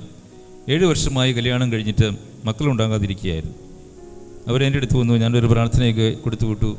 90 ദിവസത്തേക്ക് നിങ്ങൾ നോയമ്പെടുത്ത് പ്രാർത്ഥിക്കാൻ പറഞ്ഞു. അങ്ങനെ 90 ദിവസം ഒരു നോയമ്പെടുത്ത് പ്രാർത്ഥിച്ചു. എന്നിട്ട് അവർ എൻ്റെ അടുത്ത് വന്നു. ഞാൻ പറഞ്ഞു, എന്തെങ്കിലും പ്രാർത്ഥനയ്ക്ക് ഉത്തരം കിട്ടിയോ? അവർ പറഞ്ഞു, ഒരു ഉത്തരവും കിട്ടിയില്ല അച്ഛാ. ഞാൻ പറഞ്ഞു, പ്രാർത്ഥന നിർത്തണ്ട, നിങ്ങൾ മുടങ്ങാതെ പ്രാർത്ഥിച്ചുകൊണ്ടിരുന്നോളാൻ പറഞ്ഞു. അവരെൻ്റെ വാക്ക് കേട്ട് പ്രാർത്ഥന മുടങ്ങാതെ ചൊല്ലിക്കൊണ്ടേയിരുന്നു. അങ്ങനെ 2 വർഷം അവർ പ്രാർത്ഥിച്ചു. 2 വർഷം കഴിഞ്ഞപ്പോൾ ദൈവം അവർക്ക് 2 കുട്ടികളെ കൊടുത്തു, ഇരട്ട കുട്ടികളെ കൊടുത്തു. അവർക്ക് സന്തോഷമായി. Price the Lord. Hallelujah, hallelujah. പ്രിയപ്പെട്ടവരെ, നമ്മളൊക്കെ വിചാരിക്കും നമുക്കാർക്കും കുഞ്ഞുങ്ങളുണ്ടാകുന്നില്ല, അല്ലെങ്കിൽ ദൈവത്തിന് അതിന് താല്പര്യമില്ല, അല്ലെങ്കിൽ ദൈവം അതിന് കനിയുന്നില്ല എന്നൊക്കെ തോന്നുമായിരിക്കും. പക്ഷേ നിരന്തരമായ പ്രാർത്ഥനയിലൂടെ ദൈവം നമ്മോട് കരുണ കാണിക്കുവാൻ തയ്യാറാകുമ്പോൾ ആ കരുണയ്ക്ക് വേണ്ടി നമ്മൾ തീവ്രമായി ആഗ്രഹിച്ച് പ്രാർത്ഥിക്കേണ്ടതുണ്ട്. നമ്മളൊക്കെ പ്രാർത്ഥിക്കുമ്പോൾ കണ്ടീഷണലായിട്ടാണ് പ്രാർത്ഥിക്കുന്നത്, വ്യവസ്ഥ വെച്ചുകൊണ്ടാണ് പ്രാർത്ഥിക്കുന്നത്. പ്രിയപ്പെട്ടവരെ, വ്യവസ്ഥയില്ലാതെ പ്രാർത്ഥിക്കുമ്പോഴാണ് പ്രാർത്ഥനയ്ക്ക് ഉത്തരം കിട്ടുകയും ദൈവത്തിൻ്റെ ഇഷ്ടം നമ്മളിൽ നിറവേറ്റപ്പെടുകയും ചെയ്യുന്നത്. തമ്പുരാൻ എപ്പോഴും നമ്മൾ കരുണ കാണിക്കുന്നവരാണ്. ദൈവത്തിൻ്റെ മുമ്പിൽ ആരും അന്യരല്ല, എല്ലാവരെയും ചേർത്ത് നിർത്തുന്നവനാണ് അവിടുന്ന് എപ്പോഴും നമ്മോട് കൂടെ വസിക്കാൻ ആഗ്രഹിക്കുന്നവനാണ്. പക്ഷേ പലപ്പോഴും നമ്മൾ അകന്നു പോകുന്നത് അല്ലേ? നിങ്ങൾ കണ്ടിട്ടുണ്ടാവും, ഈശോ വാതിലിൽ മുട്ടുന്ന ഒരു ചിത്രം കണ്ടിട്ടുണ്ടോ? ഇതൊരു വിദേശ ആർട്ടിസ്റ്റ് വരച്ചതാണ്. അദ്ദേഹത്തിൻ്റെ പേര് ഞാൻ മറന്നുപോയി. അദ്ദേഹം നിരവധി ചിത്രങ്ങൾ വരച്ചിട്ടുണ്ട്. അപ്പോൾ ഇങ്ങനെ ഈ ചിത്രങ്ങളെല്ലാം ഒരു പ്രദർശനത്തിന് വെച്ചു. അപ്പോൾ ഇങ്ങനെ പ്രദർശനത്തിന് വെച്ച് കാണാനായിട്ട് ധാരാളം ആളുകൾ വന്നു. അദ്ദേഹത്തിൻ്റെ ഒരു സുഹൃത്തും ഇത് കാണാനായിട്ട് വന്നു കഴിഞ്ഞപ്പോൾ ഈ കർത്താവ് വാതിലിൽ മുട്ടുന്ന ചിത്രത്തിൻ്റെ അവിടെ വന്ന് നോക്കിയതിന് ശേഷം ഈ സുഹൃത്തിനോട് പറഞ്ഞു, സുഹൃത്തെ, താങ്കൾ വരച്ച ചിത്രങ്ങളെല്ലാം മനോഹരമായിരിക്കുന്നു, ഈ ചിത്രവും മനോഹരമായിരിക്കുന്നു, പക്ഷേ എനിക്ക് തോന്നുന്നു ഇതിനൊരു കുറവുണ്ട് എന്ന്. അപ്പോൾ ആർട്ടിസ്റ്റ് ചോദിച്ചു, എന്താണ് കുറവ് താങ്കൾ കണ്ടത്? അദ്ദേഹം പറഞ്ഞു, എല്ലാവരും വീടിൻ്റെ പ്രധാന വാതിലിന് ഒരു പൂട്ട് പുറത്ത് വയ്ക്കും, താങ്കളുടെ ഈ വാതിൽ ഒരു പൂട്ട് കാണുന്നില്ല. അപ്പോൾ അദ്ദേഹം പറഞ്ഞു, ഞാൻ വരച്ച ഈ വാതിൽ ഒരു ഭൗതികമായ വീടിൻ്റെ വാതിലല്ല, മനുഷ്യ ഹൃദയത്തിൻ്റെ വാതിലാണ്. മനുഷ്യ ഹൃദയത്തിൻ്റെ വാതിലിൻ്റെ പൂട്ട് അതിൻ്റെ ഉള്ളിലാണ്. ഉള്ളിൽ നിന്നും തുറന്നാൽ മാത്രമേ പുറത്തു നിന്നും ഒരാൾക്ക് അതിൽ പ്രവേശിക്കാൻ കഴിയും. പ്രിയപ്പെട്ടവരെ, വളരെ മനോഹരമായൊരു വിശദീകരണമാണിത്. നമ്മുടെയൊക്കെ ജീവിതത്തിൽ സംഭവിക്കുന്ന ഇതാണ്. ഈശോ എപ്പോഴും നമ്മുടെ ഹൃദയത്തിൻ്റെ വാതിലിൽ മുട്ടിക്കൊണ്ടിരിക്കുന്നവനാണ്. എന്നാൽ നമ്മൾ ആർക്ക് വേണ്ടി നമ്മുടെ ഹൃദയത്തിൻ്റെ വാതായനം തുറക്കുന്നുവോ ആ വ്യക്തിയെ ഉള്ളിൽ കയറുകയുള്ളൂ. ഈശോയ്ക്ക് വേണ്ടി വാതിൽ തുറന്നാൽ ആര് കയറും ഉള്ളിൽ? ഈശോ കയറും. പിശാചിന് വേണ്ടി വാതിൽ തുറന്നാൽ ആര് കയറും ഉള്ളിൽ? അതുകൊണ്ട് നമ്മളൊന്ന് ചിന്തിക്കണം, ഞാൻ എൻ്റെ ഹൃദയത്തിൻ്റെ വാതിൽ തുറക്കുന്നത് ആർക്ക് വേണ്ടിയാണ്? ഈശോയ്ക്ക് വേണ്ടിയാണെങ്കിൽ ആര് കയറും?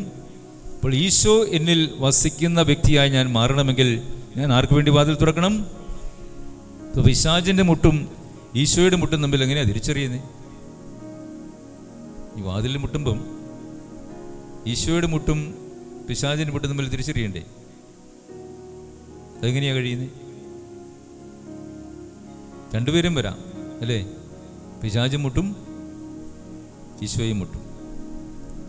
പ്രിയപ്പെട്ടവരെ, ഞാനൊരു കഥ പറയാം, സമയം തീരാറായി. ഒരു മനുഷ്യൻ, ഒരു ധനികനായ മനുഷ്യൻ ഒരു മനോഹരമായ വീട് പണിതപ്പോൾ അയാൾ വിചാരിച്ചു, ഇത് കഥയാകട്ടോ, ഈശോയെ വിളിച്ച് 2-3 ദിവസം ഇവിടെ താമസിപ്പിച്ചേക്കാം. അങ്ങനെ അയാൾ ഈശോയെ ക്ഷണിച്ചു. ഈശോ പറഞ്ഞു വരാം. അപ്പോൾ ഈശോയ്ക്ക് താമസിക്കാൻ വേണ്ടി മനോഹരമായ ഒരു മുറി അയാൾ സജ്ജമാക്കി. അവിടെ ഈശോയ്ക്ക് വേണ്ടി എല്ലാ ക്രമീകരണങ്ങളൊക്കെ ചെയ്തു. ഈശോ വന്നു. ഈശോ പറഞ്ഞു, നിൻ്റെ വീട് മനോഹരമായിരിക്കും എന്നൊക്കെ പറഞ്ഞു. അവിടെ അന്ന് രാത്രി കിടന്നുറങ്ങി. ഒരു രാത്രി 12 മണിയൊക്കെ ആയപ്പോഴത്തേക്കും ഇയാളുടെ മുറിയിൽ കിടന്നുറങ്ങുകയാണ്. വേറെ ആരും ആ വീട്ടിലില്ല, ഇയാൾക്ക് ബന്ധുക്കളൊന്നുമില്ല. അപ്പോൾ ഈശോയ്ക്കുടെ മുറിയിൽ ഈശോ കിടന്നു, ഇയാളുടെ മുറി ഇയാൾ കിടന്നു. ഒരു രാത്രി 12 മണിയൊക്കെ ആയപ്പോൾ കതകിൽ ഒരു മുട്ട് കേട്ടപ്പോൾ ആരായിരിക്കും? ഈശോ ആണെന്ന് നമുക്ക് തോന്നും അല്ലേ? അയാൾക്ക് തോന്നി, അങ്ങനെ തോന്നി. അയാൾ ഇന്ന് വാതിൽ തുറക്കാനായിട്ട് എഴുന്നേറ്റ് വന്ന് ജനലിലൂടെ നോക്കിയപ്പോൾ ഒരു കറുത്ത രൂപം നിൽക്കുന്നു. അപ്പോൾ അയാൾ ഒന്നുകൂടെ കണ്ണു തിരുമ്മി ഒന്നുകൂടെ സൂക്ഷിച്ച് നോക്കി, ഇത് ആരാ ഇത്? ഈശോ കറുത്ത് കോട്ടങ്ങാനും ഇട്ടതാണോ? അന്നേരം നോക്കിയപ്പോൾ തലയിൽ 2 കൊമ്പുണ്ട്, ഒരു വാലുണ്ട്. അപ്പോൾ ഇയാൾക്ക് ഒരു അതിശയം, ഈശോ കിടക്കുന്നുറങ്ങി ഈ വീട്ടിൽ പിശാചോ? അയാൾ വീടിൻ്റെ വാതിൽ ശക്തമായി ഒന്നുകൂടെ ഉറപ്പിച്ച് അടച്ചു. പിശാച് കുറേ നേരം വാതിൽ പൊട്ടിച്ചിട്ട് ഇയാളെ തുറക്കാത്തതുകൊണ്ട് വിട്ടുപോയി. നേരം വെളുത്തപ്പോഴേ ചൂടുള്ള വാർത്തയായിട്ട് ഈശോയുടെ പക്കൽ ഇയാൾ പറഞ്ഞു, കർത്താവേ, നീയുള്ള വീട്ടിൽ പിശാച് വരുന്ന എനിക്ക് ഒരിക്കലും വിശ്വസിക്കാൻ കഴിഞ്ഞില്ല. ഇന്നലെ രാത്രിയിൽ അർദ്ധരാത്രി ആയപ്പോൾ ഒരു പിശാച് വന്ന് എൻ്റെ വാതിലിൽ മുട്ടി. ഈശോ മറുപടിയൊന്നും പറഞ്ഞില്ല, ഒന്ന് ചെറുതായി പുഞ്ചിരിച്ചു. 2-ാം ദിവസവും 3-ാം ദിവസവും അങ്ങനെ സംഭവിച്ചു. അപ്പോഴൊക്കെ ഇയാൾ ഈശോയുടെ അടുത്ത് പരാതി പറഞ്ഞു. 3-ാം ദിവസം ഇയാൾ വന്നപ്പോൾ 1 അല്ല 2 അല്ല 7 പിശാചുകളെ കൂട്ടിയാണ് പിശാചുകൾ വന്നത്. അന്ന് പിശാചുകൾ വന്ന് കതക് തള്ളിത്തുറന്നു, ഇയാളെ കീഴ്പ്പെടുത്തി. അയാൾ ബോധം കെട്ട് നിലത്ത് വീണു. നേരം വെളുത്തപ്പോൾ ഇയാൾ താമസിച്ചാണ് എഴുന്നേറ്റത്. ക്ഷീണം കാരണം എഴുന്നേക്കാൻ കഴിഞ്ഞില്ല. ഈശോ എഴുന്നേറ്റ് നോക്കുമ്പോൾ ഇയാളെ കാണുന്നില്ല. ഈശോ ഇയാളുടെ മുറിയിൽ കയറി ചെന്ന് അയാളെ കൈക്ക് പിടിച്ച് എഴുന്നേൽപ്പിച്ചു. എന്ത് പറ്റി സഹോദരൻ ചോദിച്ചു. അയാൾ ഭയങ്കര പരിഭവത്തോടു കൂടി കർത്താവിനോട് പറയുകയാണ്, ഞാൻ 1-ാമത്തെ ദിവസവും 2-ാമത്തെ ദിവസവും ഒക്കെ കർത്താവിനോട് പറഞ്ഞതാണ് ഇവിടെ പിശാചുകൾ വരുന്നുണ്ടെന്ന്. നിനക്ക് ഈ പിശാചുകളെ ഒന്ന് ഓടിക്കാൻ കഴിഞ്ഞില്ലല്ലോ, നിനക്ക് അത്രമാത്രമേ എന്നോട് സ്നേഹമുള്ളൂ എന്നൊക്കെ പറഞ്ഞാൽ ഒത്തിരി പരിഭവമൊക്കെ പറഞ്ഞു. അപ്പോൾ ഈശോ ചെറിയൊരു പുഞ്ചിരിക്ക് ശേഷം അയാളോട് പറഞ്ഞു, പ്രിയപ്പെട്ട സഹോദര, നീ ഇവിടെ മനോഹരമായ ഒരു സൗധം പണിതു, വളരെ മനോഹരമായ കെട്ടിടമാണ്. നീ എനിക്ക് താമസിക്കാനുള്ള സജ്ജമാക്കി, എനിക്ക് ആവശ്യമായ ഭക്ഷണമൊക്കെ നീ ഒരുക്കി തന്നു. നിന്റെ മുറിയിൽ നീ താമസിച്ചു. നീ ആർഭാടമായി വീട് പണിത് എനിക്ക് ഒരു മുറി ഉണ്ടാക്കി തന്നു. നീ എന്നെ അവിടെ പാർപ്പിച്ചു. നിന്റെ ഹൃദയത്തിൽ ഞാൻ ഇടമാക്കേണ്ടതിന് പകരം നീ ഭൗതിക സമ്പത്തിൻ്റെയും ഭൗതികമായ ആർഭാടത്തിൻ്റെയും ആ ചിന്ത കൊണ്ട് നിന്റെ ഹൃദയം മുഴുവനും നീ നിറച്ചു വെച്ചിരിക്കുകയാണ്. അതുകൊണ്ട് എനിക്കവിടെ വാസമുറപ്പിക്കാൻ കഴിഞ്ഞില്ല. അതുകൊണ്ട് പിശാചുകൾ വന്നപ്പോൾ എനിക്ക് നിന്നെ സഹായിക്കാനും കഴിഞ്ഞില്ല എന്ന് പറയും. ഇവിടെ ഇതൊരു കഥയാണ്. എന്നിരുന്നാലും അതിൻ്റെ സാരം നിങ്ങൾക്ക് മനസ്സിലായി കാണുമായിരിക്കും. നമ്മുടെ ഹൃദയത്തിൻ്റെ ഉള്ളിലുള്ള ഭൗതികത കൊണ്ട്, ഭൗതികമായ ആർഭാടങ്ങൾ കൊണ്ട് നിറച്ചു വച്ചിരിക്കുകയാണെങ്കിൽ ദൈവം അവിടെ ഒരിക്കലും വാസമുറപ്പിക്കുകയില്ല. ദൈവം വാതിൽ വന്ന് മുട്ടുമ്പോൾ ദൈവത്തിന് വേണ്ടി വാതിൽ തുറന്നു കൊടുത്താൽ മാത്രമേ ദൈവത്തിനൂടെ പ്രവേശിക്കാൻ കഴിയുകയുള്ളൂ. അതുകൊണ്ട് നമ്മുടെ അനുദിന ജീവിതത്തിൽ കർത്താവ് നമ്മുടെയൊക്കെ ഹൃദയമാകുന്ന മുറിയുടെ വാതായനത്തിൽ വന്ന് എപ്പോഴും മുട്ടിക്കൊണ്ടിരിക്കുന്നവനാണ്. അവിടുന്ന് എപ്പോഴും നമ്മുടെ കരുണ കാണിച്ചുകൊണ്ടിരിക്കുന്നവനാണ്. ആ കരുണയെക്കുറിച്ച് നമുക്കെപ്പോഴും ബോധ്യമുണ്ടാവണം. ഈ കരുണാർദ്രമായ സ്നേഹത്തിൻ്റെ ഭാവങ്ങൾ നുകർന്നുകൊണ്ട് എല്ലാവരോടും കരുണ കാണിക്കുന്നവരായി മാറണം. സജാതീയനെന്നോ വിജാതീയനെന്നോ ഭേദമില്ലാതെ, പണ്ഡിതനെന്നോ പാമരനെന്നോ ഭേദമില്ലാതെ, ശത്രുവെന്നോ മിത്രമെന്നോ ഭേദമില്ലാതെ എല്ലാവരെയും സ്നേഹിക്കുന്ന ഈശോയുടെ ആ ഒരു മനോഭാവം നമ്മൾ ആർജിച്ചെടുത്ത് അത് പകരുവാൻ വിളിക്കപ്പെടുന്നവരാണ് നമ്മളെന്ന ബോധ്യം നമുക്കുണ്ടാവട്ടെ. സ്നേഹത്താൽ നിറയാൻ കവിയാൻ കൃപയെനിക്കരുളണമേ നാഥ എന്ന് പാടാനും. സ്നേഹത്താൽ നിറയാൻ കവിയാൻ കൃപയെനിക്കരുളണമേ നാഥ. ഒരിക്കൽ കൂടി പാടാം. സ്നേഹത്താൽ നിറയാൻ കവിയാൻ കൃപയെനിക്കരുളണമേ നാഥ. യേശുവേ ദിവ്യ സ്നേഹമേ ദിവ്യകാരുണ്യമേ എന്നിൽ നിറയണമേ. യേശുവേ ദിവ്യ സ്നേഹമേ ദിവ്യകാരുണ്യമേ എന്നിൽ നിറയണമേ. നമുക്ക് ആരാധനയ്ക്കുള്ള സമയമായി. ആരാധന കഴിഞ്ഞിട്ടാവും വിശുദ്ധ കുർബാന. അതുകൊണ്ട് ആരാധനയിൽ പ്രത്യേകിച്ച് നമ്മളെല്ലാ നിയോഗങ്ങളെയും സമർപ്പിച്ചുകൊണ്ട് കർത്താവിൻ്റെ സന്നിധിയിൽ പ്രാർത്ഥിക്കാം. നമുക്കൊരു നിമിഷം എഴുന്നേറ്റ് നിൽക്കാം.